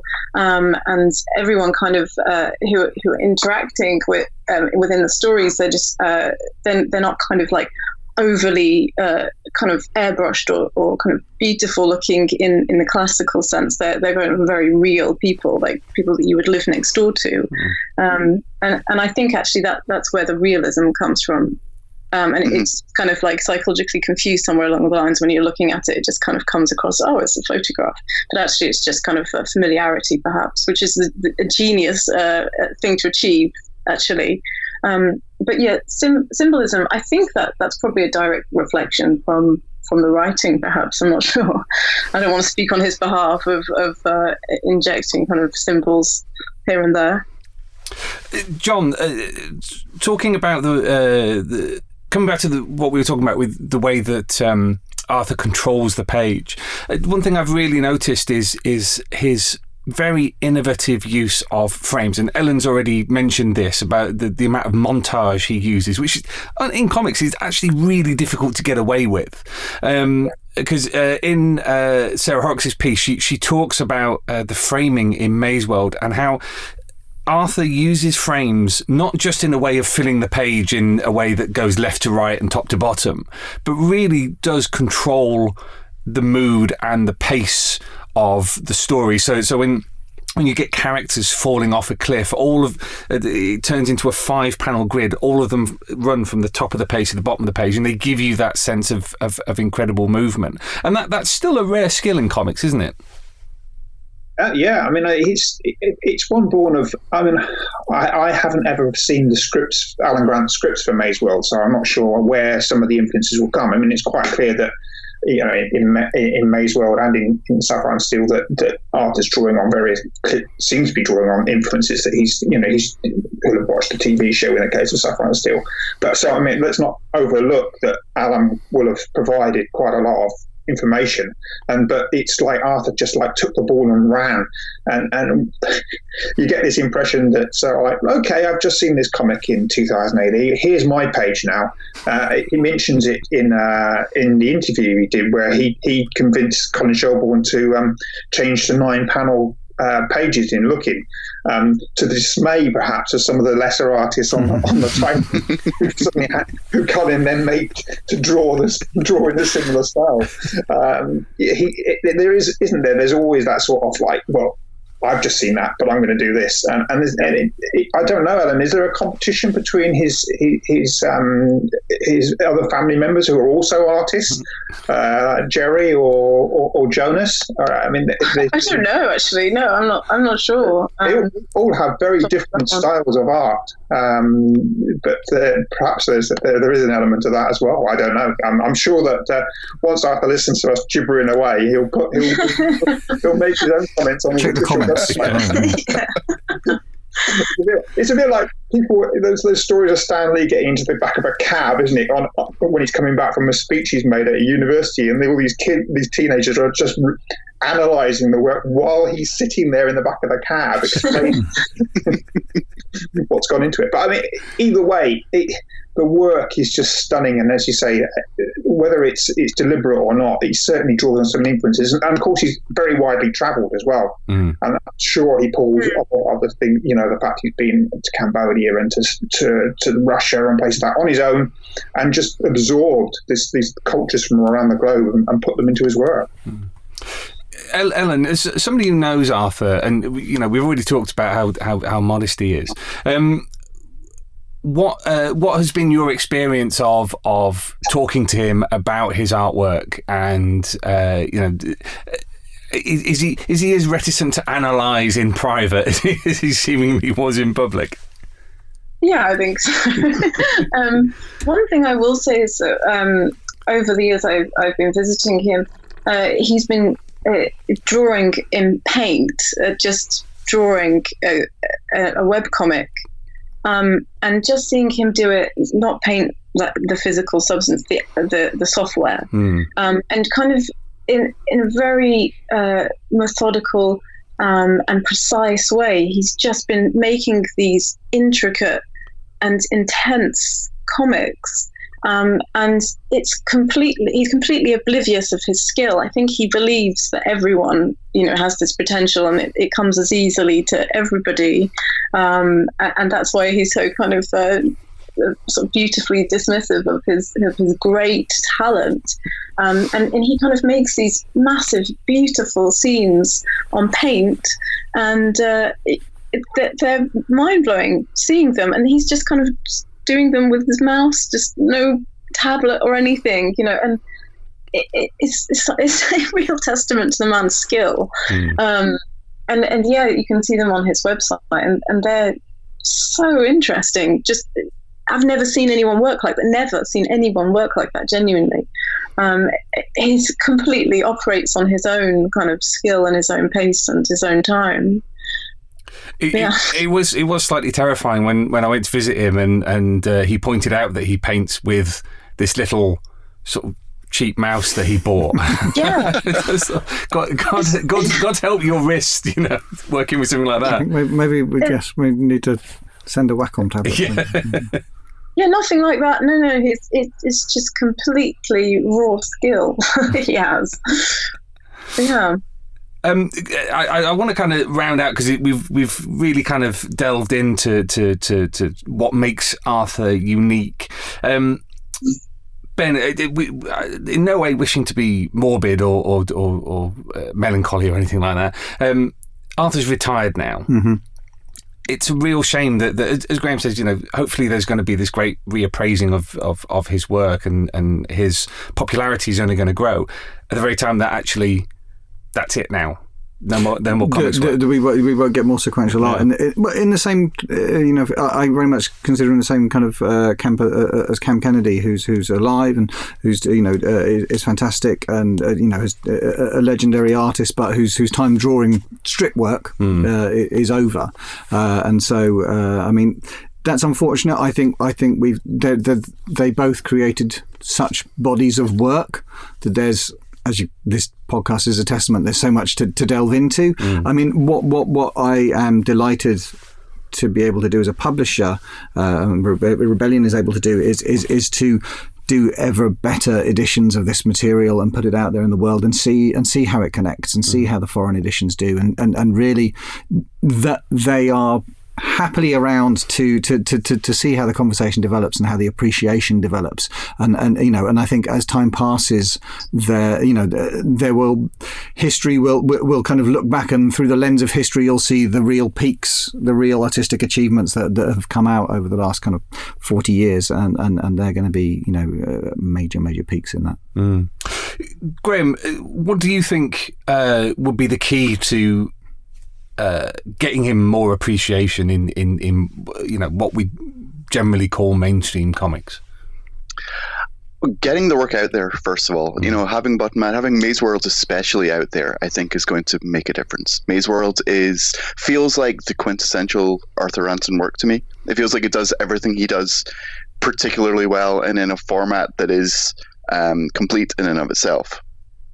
And also, I think he's just not been out there before at a time when the audience was ready, for want of a better way of putting it. And I think we're at a point now where the audience is ready. And while I get what you're saying about, it's sad that it's happening now when he's not still working, he's also still around to appreciate the attention now. It's better this than the more morbid thing of this happening, 20, 30 years from now. Absolutely. John, just a final thought on Arthur's career.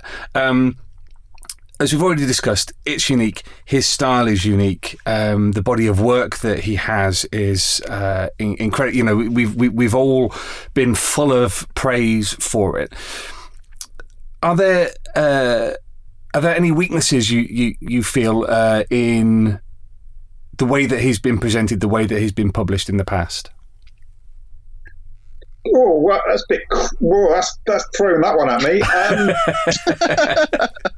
Well, I obviously haven't seen the what you're doing with Maze World. I'm really looking forward to this particular collection. I think that obviously the French, the way I would imagine that one of the best ways of presenting Arthur's work might be to look at the way the French do their albums, the hardback albums with lots of sketches, and obviously looking at Arthur's website, he's got Maze World art sketches. There are some still around, and perhaps that's what you're hoping. That's what you're doing. I don't know. I mean, that kind of presentation and just getting the work out there, because as I said earlier, apart from you guys at 2000 AD, nobody's reprinted the work he did, and it's great that Beatles is coming out. I'm looking forward to selling gangbusters, because I'm sure it will, based on my own experience of how well it did as a digital comics app, and hopefully that will spur you on to do the Elvis story as well, which he and Angus Allan's estate also have. And please, somebody convince the people who own Sapphire and Steel to allow you to reprint it. That would be very nice. Ellen, final thought from you on all that we've discussed and basically Arthur's legacy. What's your overriding feel about Arthur's legacy? Okay, two things. One's almost insignificant. I just wanted to get it out there that I absolutely love the way he renders the evening or the night. And it's so beautiful. It just reminds me of kind of older BBC again, or kind of films like Blood on Satan's Claw or something, like kind of folkier films where during the day they'll just put a neutral density filter over the lens and it'll just kind of, all the color will be removed. You can see it's day still, but it has that feeling of it. It feels like kind of desperately nostalgic to me, and I love it. And then you kind of see these reds still kind of popping through all of the kind of muted blues. I think it's the way he's done that is unrivaled, and I don't think anyone's going to be touching that kind of level of skill and color for a very long time. And the second point I wanted to say is I really wonder if Alex Garland, who made Annihilation recently, was influenced by Maze World, because I found there's so many comparisons, and I know he's already a 2000 AD fan with Dredd and the interesting likes. question. So I wouldn't be surprised at all. Because there are so many similarities between Maze World and Annihilation, and I loved Annihilation, and I just kind of want to just take him to the pub and ask him. So yeah, I just wanted to put that out there. If he hears it, I'd love to know if he was a Maze World fan. Brilliant. Well, everyone, I think this has been absolutely fascinating. We've all brought something quite interesting and unique to the discussion, and I'm sure Arthur's going to be listening, and his toes will be curling at the idea that people are analysing his stuff. But let's hope we live up to his hope on his blog that we are comics' most respected intellects in discussing his career. No promises whatsoever. But I think it speaks of just how much respect and awe we have for Arthur and his work. You know, as I've told him on the interview, it's been an incredible influence on me. It's clearly been an incredible influence on everyone else, and you know, it's great that we've had this opportunity to chew it over, and thank you to every single one of you for taking part. Thank you very much. Thank you. Thank you.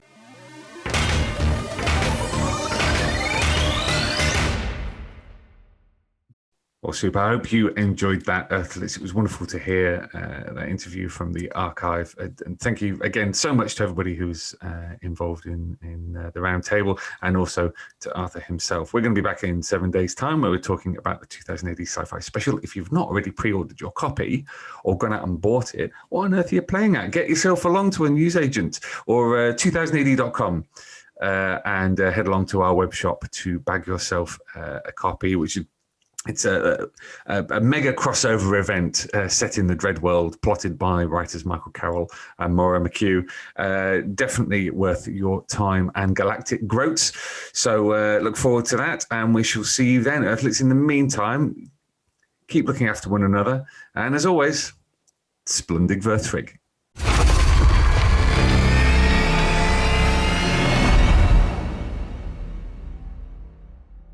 Alert! Alert! Alert!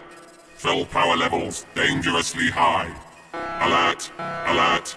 Read 2000 AD every week. Ask your comic book store or newsagent now. Subscribe to the galaxy's greatest comic at 2000adonline.com.